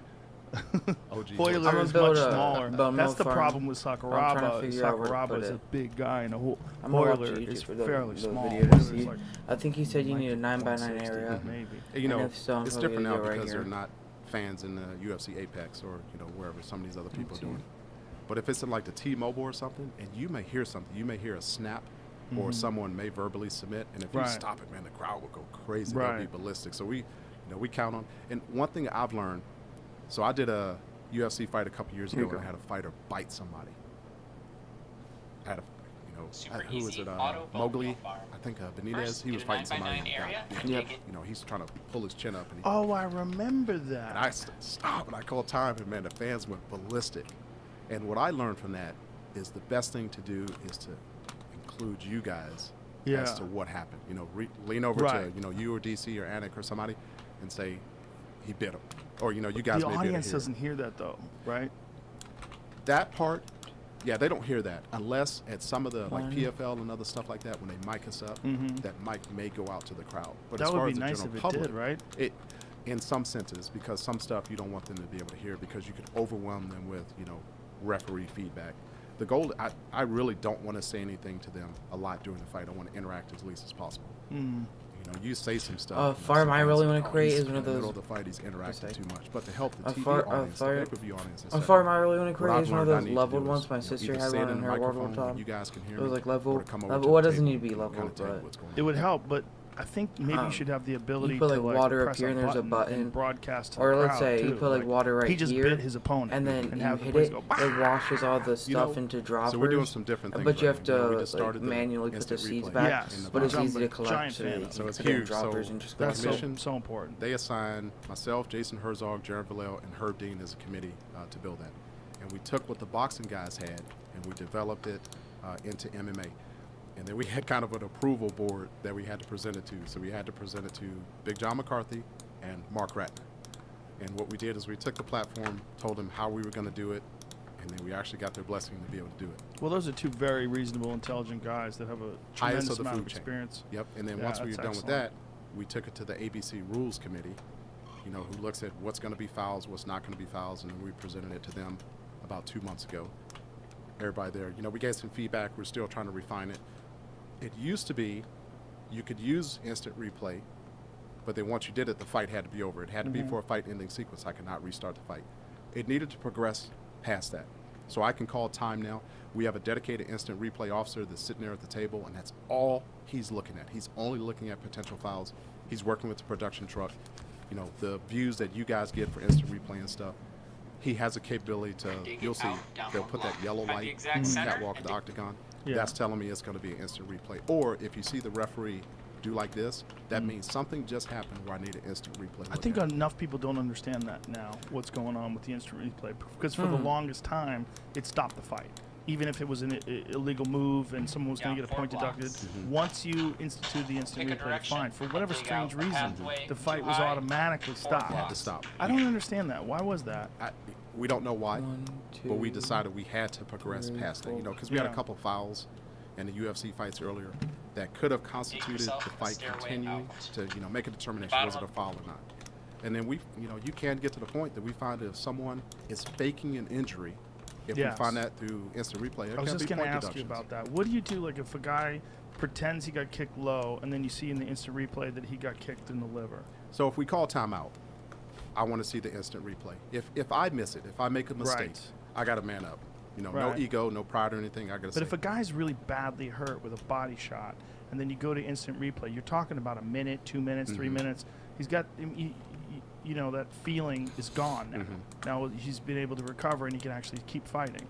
You as a referee have to make a subjective call there. So at the time when you call timeout, if you feel that the injury warranted enough to be a TKO, I can't stop the fight. If that time has gone by, and I think the fight can't continue, I have to put the fighter back in that same position. If he's down on the ground, there's going to be a level of recovery there, so you are going to lose something. But I'm going to put the fighters back in that, whatever the dominant position is. So if a fighter kicks a guy to the body, and the fighter that is down said he got kicked low, and you determine that he did not get kicked low, you'll make him down on the ground again? Wherever he fell. So you got to take wow. that snapshot. If there's if someone's in guard and there's a foul, Yes. I call stop time, and if I need to have a doctor look at them before I bring that doctor in, I'm going to take a snapshot of where they are. So I need two So let's say the hoppers. bottom guy commits the foul. Right. I want to put him back in that same. If it's a dominant position, at least 51% dominant position, I'm going to put him back in that. So in that case of if someone fakes an injury, I don't know what it does. I can't but get I it saw back it to on that YouTube. point Right. where he's 100% hurt. But I can put him back as close to I can in a dominant position. Now, if I determine that a guy is intentionally faking an injury or something, and I can't put him back in that dominant position, I can fix it by saying unsportsmanlike conduct, and it can be up to a point deduction. Or if I determine that, nope, he would have been done at that point, get up and fight right now. No, I'm still recovering. Okay, fight's over, TKO. Right. So it's a tough position. Yeah. Because, some of them are razor thin. Was the knee down or was the knee not down? Yeah, those are really thin, right? It's tough. And, as a referee, you got to have, a little bit of lobster eye going on to, look at the strike. I had a fight, I don't know, 2 or 3 months ago where the guy was transitioning. What a lot of fans don't understand, it's a grounded opponent. So anything other than the soles of your feet touching the ground. It could be a knee down, it could be a hand down. But what we do is the hand down has to be flat palm or flat fist. It can't just be a finger. It can't be fingers anymore. Yeah. It has to be weight bearing. And the way we determine weight bearing, I can't determine weight bearing if he just has his fingers down, even though there may be some bending in it. So we alleviate it and we say flat palm or flat fist. If that fighter is flat palm and they're How do you do transitioning, this? coming up, and you Oh, catch that's that cool. person, if the hand is that close, man, it's a tough call. That's what they pay us for, to be able to Yeah. make that high level subjective call. Though. And a fighter is legally allowed to lift a guy up slightly, just enough to get his hand off, and then land a knee to the face. Yeah, I tell them in the back, if they got him down and you got that flat palm, you can lift him back up. I think it was a Gegard Mousasi fight. Bro, He lifted say somebody up something, and that threw the knee. just He said, unlocked. oh, he was grounded. Right. That He was wasn't- Chris Weidman, Yeah, right? Chris Weidman. Yeah. He was transitioning, Yes. but his hand was up when that happened. Was that your fight? No, I think they were in New Jersey or something like that. I knew it was something I like think so that. too. The referee, we got some great referees. You think about in Vegas, Herb Dean, Jason Herzog, Keith Peterson, Mark Goddard, Dan Mergliata. Oh, yeah, man. That's the best. We all work together. Yeah. We got some great guys there. It's teamwork because the fans don't see it. They may see us potentially make a mistake. Oh, that guy's an idiot. He's this and that. Man, we get out of the ring, out of the cage. We all talk to each other. I'll go over to Herb. I'll go over to Goddard. Say, what do you think about this? And it's really an education process for us to get better. Because again, the last thing you want to do is affect the outcome of a fight. And we know what this means to you, what it means to Dana and everybody else. Me as a referee, go back to that. I want Bruce to call my name at the beginning of the fight and never have to say anything again. Yeah. Well, Herb is such an open-minded guy, too. Like, he's come up to us before in, after about a this. stoppage and come up and go, what'd you think about that? Like, he'll ask questions, and I almost always agree with him. I mean, It has to be that way. Yeah. There's no, we got to be consummate professionals, but there's no Yes. pride and ego. The worst feeling in the world is as a referee to know that you just made a mistake in front of Right. however many millions of people that just watched that pay-per-view. Yeah, I mean, listen, if you do enough fights, you're going to make a mistake. There's no way around it. It's just being a human being. But the job is so tough. I mean, need it's sand. so difficult, and kudos to No, you no. for never getting your name mentioned, other than Don't jinx me. no. We got I fights wanna on jinx- Saturday. Let's knock on. Well, yeah, we do. Are you doing those? I'm very fortunate. That's Alistair Overeem and Volkov, right? Yeah, I don't know which fights I got, but I've been assigned to all the fights for the rest of this month. And Do you find out when you get there what fights you're assigned? the only ones you know ahead of time is if it's a big title fight. When the athletic commission gets together, they will give a selection of potential referees for the title fight, and each camp has an opportunity to object or oppose anyone that's going to be one of those choices. So your name for the title fight for the referee and the judges may come out ahead of time. Otherwise, when we get there, we have a pre-meeting where we talk about anything that we learned from the last show. And Jeff Mullen, who's our lead there in Nevada, he hands out our assignments.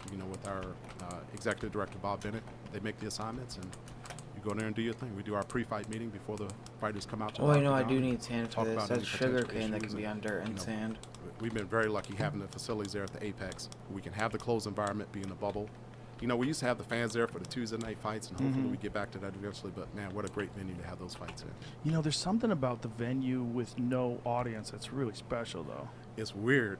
So I did the Travis Brown, Andre Arlovsky fight. Oh my Probably God. the most fun fight I've ever That seen in was my a life. wild fight, man. You know what scared me in that fight? What? It was, you remember, it was so loud in that arena. I can hear the coaches coaching back and forth. I can hear you guys at the table talking. But if I can't hear that, that tells me I'm not going to hear the horn or the bell. Oh, I was so right. worried because, man, these guys are slugfest back and forth. I was so much into it, I didn't have track of how much time was left. So I go, that horn is going to go off, and I'm not going to be able to hear it. Oh, right. But the great thing right now is, you can hear the horn, with no fans in there. But it is so incredible because we can hear you guys with all your commentating, and you can hear the coaches, and then you can hear the fighters talking back and forth to their coaches. They can hear all the specific instruction. And as you know, this whole season, back from like March or April, whenever we started, man, we got some hungry fighters in there that, with the teamwork with their coaches and stuff, that closed environment, you could hear the punches and the kicks. It's a little pretty bit harder, wild. The impact, and it's just a great venue to be in. Well, the first one I did without any audience was Justin Gaethje and Tony Ferguson, which was in Florida, which was just wild just to be there and to see a fight with no audience. Yeah. I mean, you really feel, first of all, you feel very fortunate because there's so few people that are going to get to be there live. Exactly. But also, there's a dynamic to the fight. There's a purity to it. Where By the there's way, no if you guys audience, can tell, I'm making a and you're cactus just farm. seeing the competitive drive of these fighters. Just that the two fighters in there You're doing hearing them breathe. Yeah. You hear footsteps. You hear the impact of shins. You hear everything. You hear every punch. the fans get to hear things they normally wouldn't hear. Like, I had the fighter that kind of quit on the stool a couple months back. And the fans, with the microphone that we hear, that we have on, they get the chance to hear me actually talking to the fighter. I went over to him and said, hey, do you want to continue to fight? And he had the interaction back and forth with his corner a couple times. In the normal, in like the T-Mobile, which is a phenomenal arena, I may not be able to hear that because you got 20-some thousand fans in there yelling. Right. But as I go back to the corner, I can hear everything that the coaches are saying. And if a fighter's given an indication that they no longer want to continue, now I can put that back into my equation on how the fight's going to go, my interaction with the doctor, etc. And that occasion, I heard him going back and forth with his coach. I don't want to fight. I don't want to continue. And the coach is trying to encourage him. Yeah. And a lot of people got on Drysdale for that. But, at the end, Drysdale said, he's done. He's going to encourage his guy in the corner. As much as he can until... As much as he can to try and get him ready. Yeah. When that 10-second clapper went off, it's my determination now, unless the corner they throw in the towel early, make that determination. With my doctor, 2 feet away from me, I go over, I look at him physically, try to get a mental assessment, ask him one question: do you want to continue to fight? He says no. Fight's done. I go back to Nigel Benn versus Gerald McClellan, which was a tragic boxing fight where Gerald McClellan was one of the best fighters on the planet Earth and just a destroyer. And he knocked Nigel Benn out of the ring in the first round, just had him badly hurt. But Nigel Benn was a warrior and survived. And then later on in the fight, Gerald McClellan gets hurt, takes a knee, and winds up stopping. And people were going crazy. They were booing. They were pissed at him. Commentators were, upset that he was quitting. And then it turns out the guy collapses in the ring and winds up having bleeding on the brain. Never been the same again. Yeah. Gerald McClellan is he's basically I believe he's blind. He's partially deaf. He can't walk correctly. I mean, it was a severe injury. But at the moment, people were criticizing him for quitting. Yeah. The fighter knows how fucked up they are. You agree. got to imagine the kind of courage that it takes to get into that octagon. If they're in a world-class environment like the UFC, they're bad motherfuckers. I agree. And they know when something's wrong. And sometimes you just got to live to fight another day. Yeah, and you count on having a great corner. Yeah. It's a team concept. Yes. So the preparation, the matchmakers matching somebody up with a good fight, having a proper preparation, training, etc. to be able to get to that point. But I mean, this. The first time I've done hundreds of fights. The first time I stepped inside of an octagon, it's like, man, this is surreal. And I'm refereeing it. Can you imagine? What was your first fight in the UFC? It was actually Robert Drysdale. Really? Yeah, I did. My first fight was a Robert Drysdale fight. He wound up winning. And Who was he fighting? I don't remember who he fought. He only against. fought a couple times in the UFC, right? Yeah, I think there were some issues that happened after that, but it was that card that I did my first With the fights. bomba. So my first big fight was at UFC 200. Whoa. I was the first referee to go in and step on that yellow floor. Oh, no. And I think that was, let's see, so that night, I can't even remember who I did that fight, but... Was that the Brock Lesnar-Frank Mir rematch? No, I think that was the... Lesnar Hunt. Oh, that's right. Why did I think it was a rematch? That's so much earlier. Yeah, so, you step in there, for me, it was preparation ahead of time. And what helped me out is Big John pulled me off to the side. And he said some crazy stuff to you to prepare you. He said one thing to me when you get in there. He said, Mark, don't fuck it up. I was like, yes, sir, I won't. And, that may seem very harsh to say that, but it's a simple thing of, hey, we prepared you. You prepared to get to this point. Go in there and do your thing. Also, now, he's kind of fucking around, too. Yeah, it's to loosen you up a little bit. Now, when we got to that, my first pay-per-view fight was Travis Brown and Arlovsky. So here I am with these two giants. That's your first Oh, my God. That was my first pay-per-view. That's so crazy that was your first pay-per-view fight. He pulled me to the side, and I didn't know it ahead of time, but when I got there, he said, hey, we're going to step it up a little bit tonight. This is what you're going to do. And I know you knew it, the production team knew it, but a lot of people didn't know about Arlovsky's injury prior to that fight. Remember, he had the potentially torn calf muscle. Mm-hmm. So here we are in the back with the athletic commission. They weren't even sure if he was going to fight. They weren't sure. So we had to take him through a series of medical tests in the back. Mr. Ratner was back there. The athletic commission was back there. A couple of the doctors from the UFC. I'm gonna be they were like, doing the. I'm gonna do Mark, if he the raid demonstrates that and then finish up my cactus farm. he's Sorry hurt, if I'm he not has to stop talking a fighting. lot. So can you I'm just imagine kind of tired because it just in that Arlovsky fight with Travis Brown, if I see that calf muscle tear, I have to step in the middle of that fight and stop it. I mean, I'm nervous. Like, that was one of the best one-round heavyweight fights of all time. It was. Of all time. It was so wild. That was a fight that was fought at such a pace that you knew this fight could not go the distance. Yep. And they had a history together training at Jackson's, and Arlovsky had incredible confidence coming into this fight because, look, in training, he had gotten the best of Travis. That was the word. Yep. And so, he kind of big brothered him. He knew, and it seemed like Travis kind of knew that too, because this was when Travis was really in his prime. Travis was one of the most athletic heavyweights I think I've ever seen. Mm-hmm. I mean, he kind of changed his style at one point, and he started fighting more flat-footed and slugging. But when he knocked out Semi Schilt with like a Superman punch, I was like, that guy is the dark horse of the heavyweight division because he's a huge heavyweight, but he would move really light on his feet. Yep. Look at his, you can see his legs are gone yeah, he right started. here. And, remember, he has him up against the fence here, and I step in and I say, Travis, fight back. And I need to see something. And then he caught Arlovsky and rocked him and dropped him. Yeah. And you see me start to step in. Because you think about previous fights from the guys, like when Arlovsky fought Fedor, was it that kind of shot? But he was able to get right back. But I can tell that. Ooh, these guys. He caught him with a back fist there and hurt him. Yeah. And we thought the fight was almost over. And why, in the right middle there. of all this slugging, Travis catches him and drops him. Yeah, it's coming up right here. I just told him to fight back, and he's going to catch him.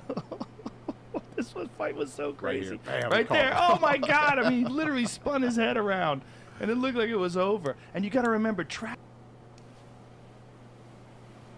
pay-per-view. That's so crazy So- that was your first pay-per-view fight. He pulled me to the side, and I didn't know it ahead of time. Oh When my I got there, God. He said, "Hey, we're gonna step it up a little bit."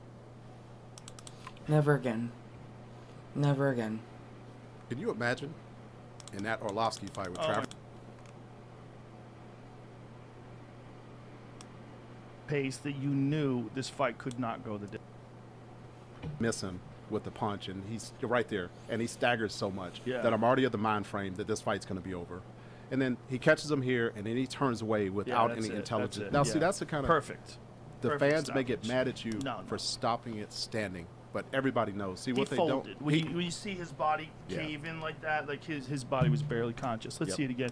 Like when he hit him with the uppercut, There. like right Yeah, there in the he's right done. hand, like he's done.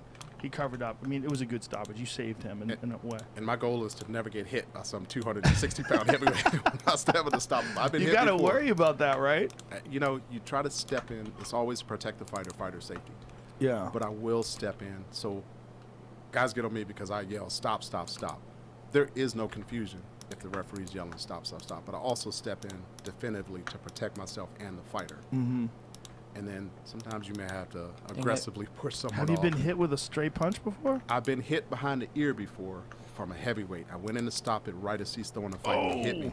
Now I was lucky I saw it coming and I turned away. Because can you imagine me as a UFC referee getting knocked out Getting in there if I KO'd? get hit? I turned my head away from it and I was able to soak up most of the punch. Who was it? It was actually an amateur fight, a guy named Chucky Williams.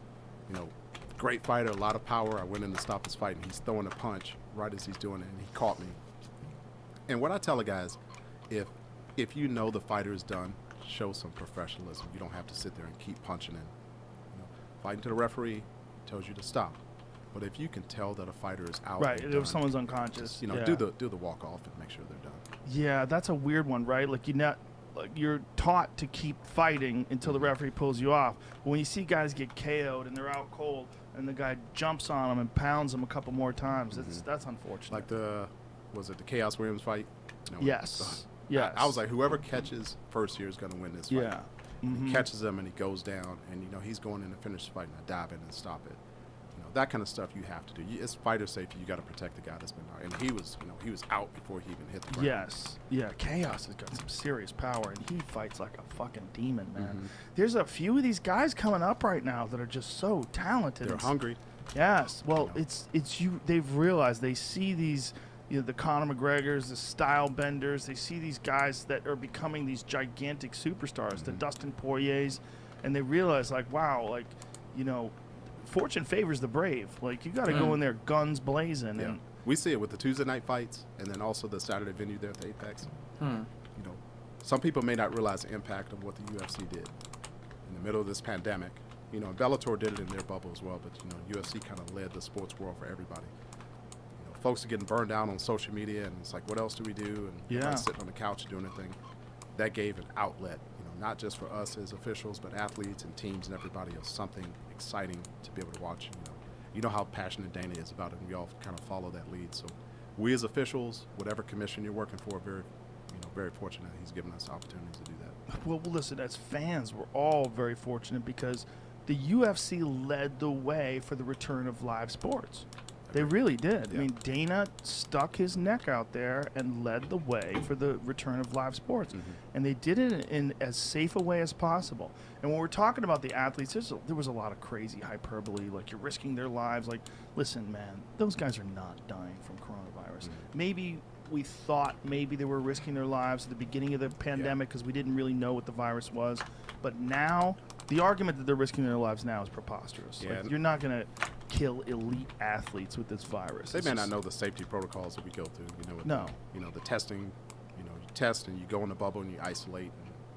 Also, they're alerting the fighters about vitamin supplementation, how to strengthen your immune system, and how to check. And if they're paying attention, they're monitoring their resting heart rate. Or, if you wear something like a Whoop strap, it'll show where your cardiovascular, how your body is recovering for things. And it can actually give you indications that you might be suffering from this virus. Exactly. You know, like for me, it's preparation. You know, so one, we study fights and get all the understanding in there, but proper nutrition, rest and recovery. You know, I go through a routine every single time before we do a fight to get myself ready for it.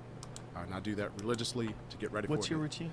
So, we do our Zoom training, and that's all the top officials in the world. Herb gets on there, Jason, Sal D'Amato, Chris Lee, Derek Cleary with the athletic commissions. We do our training, and we go over fights and we watch them. And then it's phone calls back and forth of, hey Herzog, what'd you think about this fight the other day? Give me feedback.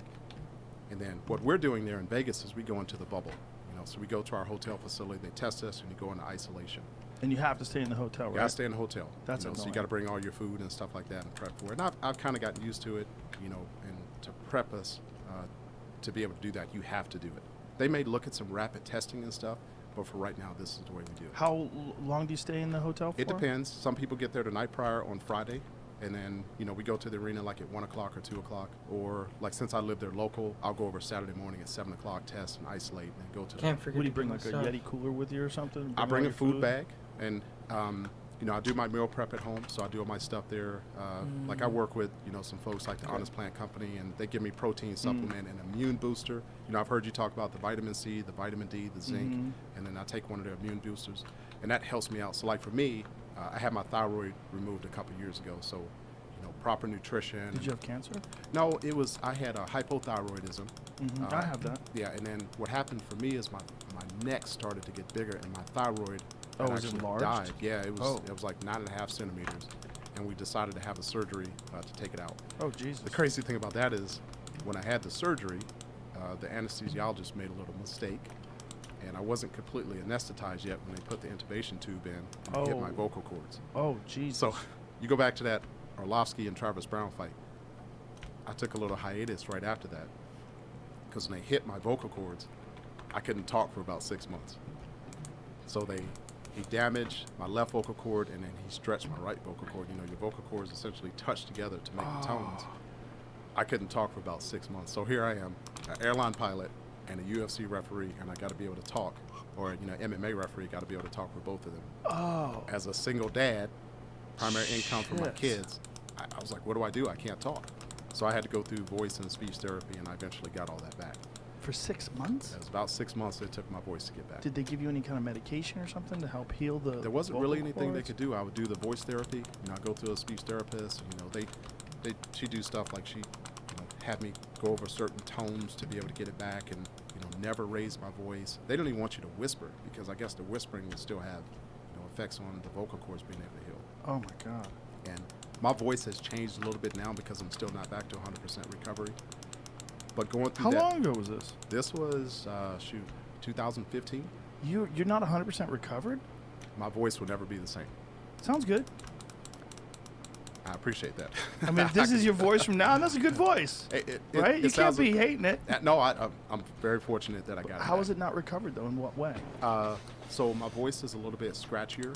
Oh, it just sounds different. Yeah. But and you then can talk no problem. I can talk no problem. The only place I notice it, if I do a lot of fights where I have to yell a lot at the end of the night, my throat can be sore, and I sound like I lose my voice just a little bit. Oh, okay. So in that preparation thing, I take caution to all of that. So I bring my food bag with all my supplements and stuff.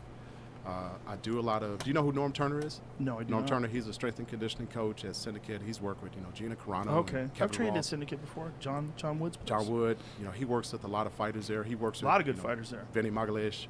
So he's my strength and conditioning coach. He helps me do all that stuff. And in the hotel, I do a lot of prepping, stretching and other stuff. But I got to tell you, the one thing that religiously, whether I'm doing it with the UFC or whether I'm doing my flying, I got into Tim Tamming. Oh. That thing is incredible. I was in the Yeah, those gym are one great. day, and it just so happens I got a gift for you. What is this? That is one of their A newest portable? products. That's their portable. That's their mini. a pocket That's the massager. pocket one. So Joe, I got to tell Probably you. should change the name of that. I know. 'Cause people. But I got into Tim Tam. I was in the gym one day, and I was There you go. lower back soreness and some other stuff. So if I need to do And anything, I saw can this just guy. go He's doing like, this massager thing. I go, "What is that?" He goes, "Man, it's my Tim Tam." I go, "Let me try that." And he said, "Take it home for a couple days." And then I didn't realize how magical that thing was, as far as pressure points and active release and stuff like that. So I take that thing with me whenever I go fly, trip for the airlines, or when I do that preparation for That's the good UFC. because it's small. Well, they got the traditional ones that Yeah. have the heated tips and the pressure points and stuff like that. That is part of my everyday routine, and I absolutely love it. So I do that, and then I sit there and I will call up. I got UFC Fight Pass. I got some of the other stuff. I will sit there and watch fights. If I know it's someone that's going to be on the card, I will sit there and I will shut my phone off. I'll put it on Do Not Disturb, and I'll get myself in the mind frame of, okay, this is serious business. The world is watching us right now. Again, go back to that philosophy of, I don't want to have any negative impact on the fight. And I'll sit there and I'll watch fights and then, make sure my body is all warmed up and stretched, ready to go. And we'll go over to the arena. As soon as we step in that door, it's game time. You really do have to be warmed up, right? Because you got to sprint sometimes. People don't realize the lateral movement back and forth. I am sore when I'm done with the fight. With all the side-to-side movement. And if you have to step in and pull somebody off, it can be, exerting on the body. So I lift weights and do other preparation and stuff like that. And just the mental fatigue from, you go back to that last card with the 3 big fights that I had. All huge fights. Every fight is important, whether it's the first fight on the card or whether it's the 12th fight on the card.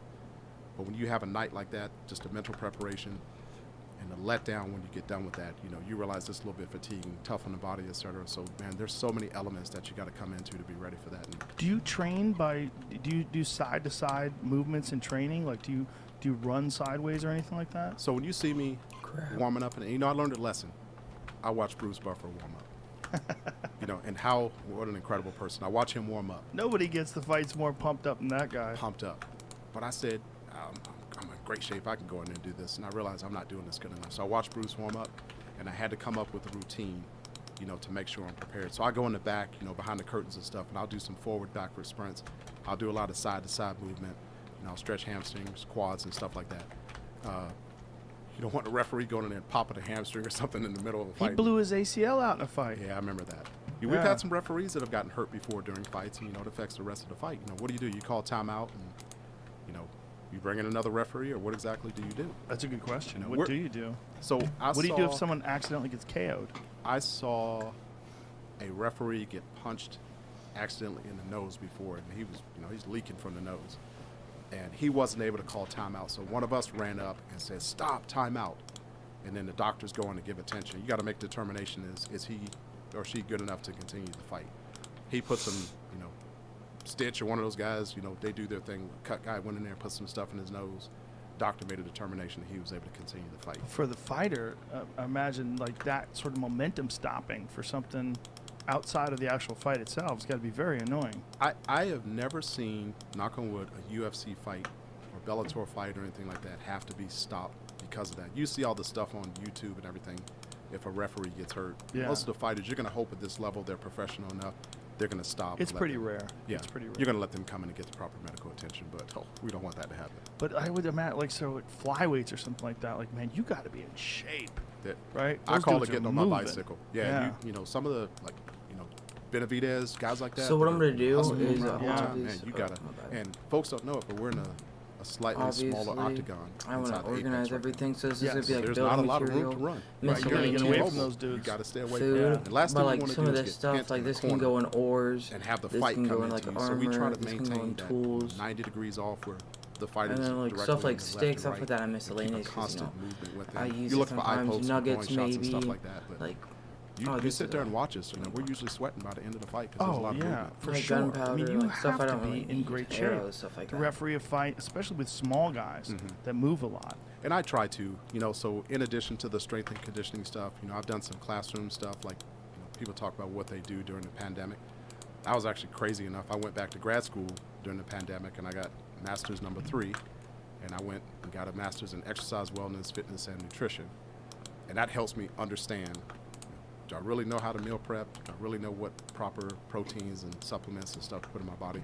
So I wanted to learn that side of it. And then I'm planning on taking that back to share it with the other officials that work with us and doing some corporate wellness and fitness too. So I got grand plans and stuff that's coming up. Well, that's cool. That's cool. It's not too bad. I would think that it would benefit you to get to a field and just do some sideways running. Just do some sideways, that kind of stuff. I do. The octagon surface is one thing to be able to do it, but like what I do for preparation in the back, I do a lot of side-to-side movement to the left and back to the right, and then shuffling back and shuffling forward to try to mimic the actual movements that I'm going to do inside the octagon. I got to be able to practice with the application I'm going to use it for. So I try to put myself in that scenario.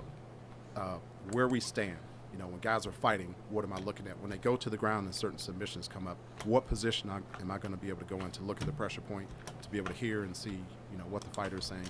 So it's a lot that goes into it. It's a lot of preparation and getting ready for it. Is there a fight that stands out for you as like the most difficult fight you ever had a referee?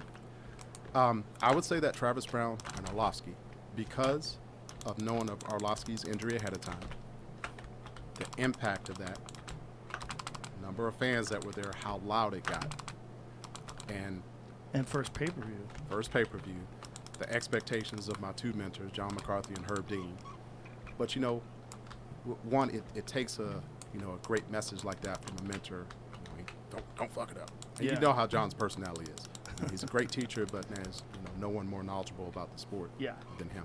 But knowing that you got the trust, because the athletic commissioners are going to talk to the senior referees as to where to start to put people, and to make it to a UFC/Bellator level of fight, you got to be really, hopefully, a good judge, a good referee, or a great judge, great referee, because of the impact that it could have. Okay, back to the video. And then to have that on a pay-per-view, to have the expectations of the athletic commission and Dana and the rest of the UFC staff, because the last thing you want is to have a fight get messed up and catch the criticism of the promotion, the fans, fellow referees, etc. And then because of how loud it got in there. But what I try to do is I try to say, regardless of its amateur fighter, AB, professional fighter fighting for a title, contender, etc. Once that door closes, I try to treat everybody the same. My routine is the same. How I talk to the fighters, how I treat them is the same. But man, just go in there and have a good time. I may smile a little bit every now when I'm in there because I'm like, man, this is a credible fight. You box, but have you trained in any ground fighting? You've done any jiu-jitsu or anything? I do. So we have to be careful how we do that. Do you want to go train with someone you could potentially do their fight? So there is a fine line between how you do that. But I've had the best of both worlds. When I started there at JSEC, you had John Lewis and stuff. And then when I went back to DC, I belonged to Lloyd Irvin's school, which another great school. Lloyd Irvin, he teaches you. My first interaction, he come in there and spar with us. He had 230 pounds. He slammed me down to the ground. But just the amount of learning. That doesn't seem fair. I didn't let it happen again, though. I'm not sparring with you again. But you get the best stuff there. When I came back to Vegas, I go to a couple of different gyms there and trying to keep that balance of professionalism with training with the guys. I go to Couture's and I go to Syndicate. And then, I was at one point there, we had Vinny and Fredson and Mike Powell, all those guys in the same gym. Now, I train for application. A lot of people train, to get the belts or to go do a tournament and stuff like that. That's not where my focus is. One, because I don't have the time. I train to learn how I can apply that back to me refereeing. Knowing the details of a specific how the fuck or hold or something like that. Did that goddamn happen? I had everything fucking covered. This is bullshit. Little piss baby. What level? Amateurs, am I going to stop it when the guy's in a good choke and he can't get out of it? Versus at the next level, knowing how somebody's going to transition from one position to the other. That's where my focus is going to be. There's a benefit to a guy like Lloyd Irvin throwing you around, though, and that is that just you recognize the levels. Yes. Because sometimes people get a very distorted sense of what they could physically do to a large black belt. You get the guy sitting at home eating wings with the beer in his hands. I could get in there and and you hear it at the T-Mobile. I could get in there and kick his ass, this, whatever. And they don't realize the level of professionalism, proficiency some of these fighters have. To watch a Vinny Magalhaes, do a stand-up fight and then transition to the ground, you're like, man, you're about to see something incredible. Oh, his ground game is insane. Yeah. And to train with a guy like him, I've never trained with Vinny, but he's one of the best in the world, and his ground game is just preposterous. And then, your fighters across the roster at the UFC, they may think someone is a stand-up expert, and they go to the ground, and you see something amazing right there. So that's why us as referees, you got to be proficient at it. You got to have an understanding of how that's going to apply. Really, our judges as well. Mojin, fix your fucking game. They think they just sit there and score the fight. But our judge has to be what able to is determine. It's a bush. Is that more of a position? Or is that a scoring type of Right, you have to understand what's going on. You have to understand. So that's where our training comes into play when we talk about stuff like that. What is a judge, I will not name him, but he told me that he was in the middle of a fight once, judging a fight, and one of the other judges asked him what the person was doing. Oh, God. It was something simple, too, like an Americana. And the person was like, what is he doing? Like, You won't what get is he that now. doing? You know, No, you got the no, Derek this is- Clearys and yes. all these guys. This is back in the day. This is, we're talking about more than 10 years ago, but it was weird back then because you had a lot of people that were refereeing fights that didn't really even understand what they were judging fights.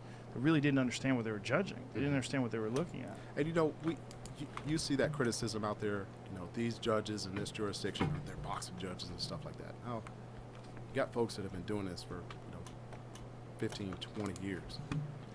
They may not be proficient on the ground themselves, but they have an understanding of it. You know, some of the judges may be in whatever, their 60s. Or The issue is when you go to some smaller commissions that don't have the kind of experience. Obviously, Nevada and California are the top of the heap. But there's places we've gone to where you've seen judging that you're like, well, this is just insanity. Like this is not a person that really understands what they're talking And about. it's really incumbent upon every referee and judge that wants to get into the game. Like I had somebody call me yesterday, a former fighter at Fortis MMA. Great guys down there, incredible team. Great gym. That wants to transition into refereeing, and we talk about how to start it from step one. Knowing which one you want to do. You want to referee or judge. Got to understand the unified rules of MMA. Yeah. You got to get proficient at it. You got to start from the bottom. Go find an amateur organization, sit there and watch, and start a shadow program with them. Yeah. And then, so we do that now. Like, I don't know if you knew it or not, but like Jake Ellenberger is making the transition over to officiating. Frank Trigg did it a couple years ago. Is Jake going to referee or is he going to judge? I think he's going to look at judging. And like when we do our training tomorrow, I started a process, with the training with him, so he's going to participate with us from tomorrow. But being a consummate professional, he understands where he has to start. So we need amateur fights to come back. We need to be in a position where we can do amateur fights, because that's really where they got to start. No one is ready from day one to step in the seat and do a UFC So fight. that's a thing now with the pandemic that makes it difficult, correct? It's tough because we can't do in-person training. So what I would do before the pandemic is I would go to these gyms, just like how I got started in this. So in Vegas, you got a lot of gyms. I'd go in the Syndicate on a Saturday, or I'd go in the Couture's when they're doing their sparring. And I'd get in there. That's how I keep my proficiency. I'd go in there when they're sparring. You got Ngannou at Couture's. Yikes. He does his, sparring with Big Country. I get in Randy's octagon with him and practice refereeing. I mean, can you imagine that just a Saturday casual sparring? Well, I guess no casual sparring with those two. You got Ngannou and Roy Nelson sparring against each other. I couldn't get any better proficiency than that. No, And I that's treat it pretty just damn like good. a fight. I treat it as a professional. There's no BSing with them on the side, because who knows, I could get one of their fights one day. Right. But what I started doing is, you got to get the permission of the commissions.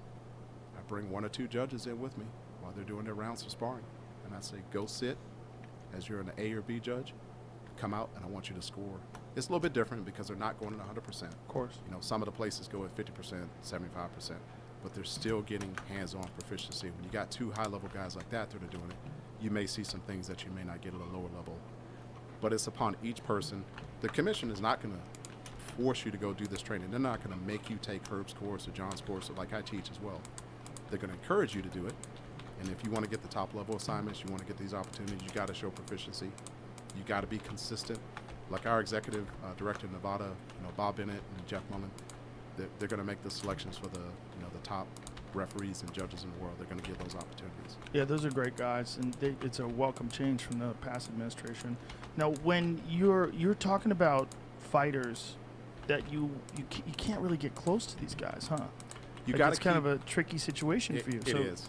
If you train with these guys and you're friendly with these guys, do you excuse yourself from a fight, or do you just keep it professional with everybody?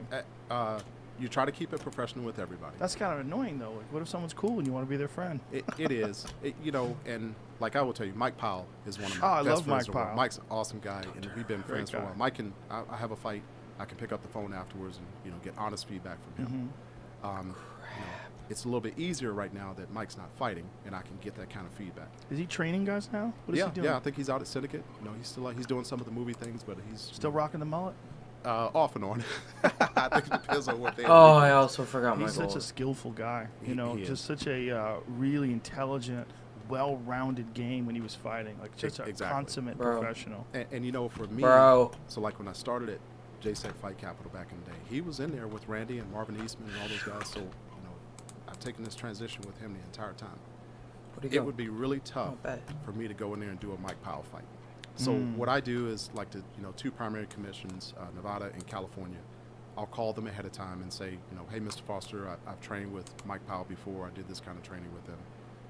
And I'll leave it at that. And that's something that Herb and Big John taught me back in the day. Present it to the commission and tell them and let them make the determination. Yeah, that guy, Andy Foster, is one of my favorites. He's really so ahead of a lot of other commissions. They're so proactive and implementing more weight classes and weight cutting in a lot of the things that they do. I'm a big fan of. There are a lot of great commissions around the world, but you can't get any better than California and Nevada. And no, you for can't. me to have the opportunity to be licensed in both, I'm very fortunate. What do you have any championship fights under your belt? So I've done some. I have not done a UFC title fight yet. I did some in PFL and some of the other. This is how I like to do it, so that I have a staircase. Would you call in PFL? Which title fight? I don't remember. I've done like 1,500 fights. I can't Oh tell you my the name of the God, fight really? that I did last time. Yeah, so you lose track of that. And because I try to treat every fight as the same, it's a level of confidence. So the UFC has to have confidence in who they're going to put in the main event. And it's not a matter of we're not confident in Mark Smith, but the household names of Herb Dean, John McCarthy, Mark Goddard. Well, John's now stepped aside. John stepped aside. So you got Mark Goddard, Dan Mergliotta. those guys. Yeah. Mark Goddard and Herb Dean are going to be the top Jason tier Herzog. guys. Yeah, guys are getting more and more of a name the more big fights that they get. But yeah, those guys get the championship. And it's about fights. proficiency. I think John Morgan and the MMA Junkie guys did the article a couple months ago, and they talked about the numbers of fights of the year for 2020. And I think Herb was at the top, and then like he had 80-some fights, and Jason had 60 fights. I didn't realize I had 57 fights. Wow. And then within those, the confidence in the commission and obviously the promotion of which fights that they give you. So I think Jeff Mullen showed a lot of confidence in me with that last card to Cub Swanson, Kevin Holland, and then Oliveira, Tony Ferguson fight. That's showing confidence. Yes. And no, it's for about sure. working your way up. Yeah. It's even if it's a title fight and you're like, I've done this 1,000 times before. You got to be mentally prepared for it. There's something to be said about the Blachowicz and Adesanya fight coming up. You got to be mentally and physically prepared for that one. That one you got to be really. That card has 3 really title ready. fights on it. Yeah, that's a crazy. Is that going to be on Fight Island? No, I think the next like 8 to 10 weeks are projected to be in Vegas. Oh, Jesus Louises. Yeah. So that fight, you got those two. You got Amanda Nunes fighting, and then you got the. And that is guys. that's March, correct? Yeah. March what? Do we know? I don't remember the exact date. I usually look at the UFC fight or Share Dog or one of those. Stylebenders, he's special. I like this. March 6th. Stylebender he's something. When you see how he picked apart Paulo Costa, you're like, that's a special athlete. Because Paulo Costa literally had wrecked everyone they put in front of him. Yeah, I did Paulo's fight against Uriah Hall. And then, This is also what I like to do with, what's it called? 2 great fighters. Lee It came down to that last round. We caught him with the body shot and hurt him. Yeah. But, folks don't understand. I'm 6'1", I walk around like 220. You get in there with these giants. And even if these guys weigh less than me, just, they weigh less than you for about 5 minutes. when Paulo Costa, he makes 185 by the skin of his teeth. Yeah. This is the big one, baby. This is the big one. Yeah. My God, I'm excited about this fight. That's gonna be a great fight. That whole card, and kudos to the Sean Shelby and the matchmakers over at UFC. This entire season, there have been some great fights the entire time. And look at that. Aljo versus Piotr Jan is a crazy fight. That's going to be wild. That is a wild fight right there. Amanda Nunes is in a tough position, right? Because she's a 2-division champion. And there's not much competition for her at 145. And, Megan Anderson is long and tall, and she's got very good strikes. But, Holly Holm kind of exposed her on the ground. I'm sure she's gotten much better than that. But there's no, compelling, this is the fight for her. Yeah, I need fire she's resistance just so and armor. terrifying. That's what I keep so dying dominant. I'm excited that, we took a little break. I think December 19th was our last fight there in Vegas, and we had the holidays, and then they did the 3 fights. Oh, my on gosh. Island. If I get powdered snow. Oh, my God, yeah. 10 weeks coming up. And that's, in addition to doing the Tuesday night fights, and then we're going to do the Ultimate Fighter again. So there's so many UFC cards. Yeah. If you're a UFC fan, it is the best sport to follow. Because first of all, there's no season. It goes all year round. Oh, my goodness, Woodley. Oh, Usman and Burns is the fight. That is the fight right there. Okay, yeah, I'm just gonna. And I'm gonna end the stream here. I've been streaming for long I'm enough. I'm excited tired. to see. You know, these guys train together. Oh, when I come back, they're I'll get both, some more armor and trained down stuff. South Florida under Henry Hooft, and now Usman has moved to Probably, I don't know. Trevor Whitman. I have And mine he's, off stream training so I Justin can get Gaethje stuff. So still. yeah. You look at the Stay and quit number the of top world. tier fights that we got coming up. You know, I think if they said Quit. a number of champions that we have, like And- 70% of them are going to be entitled.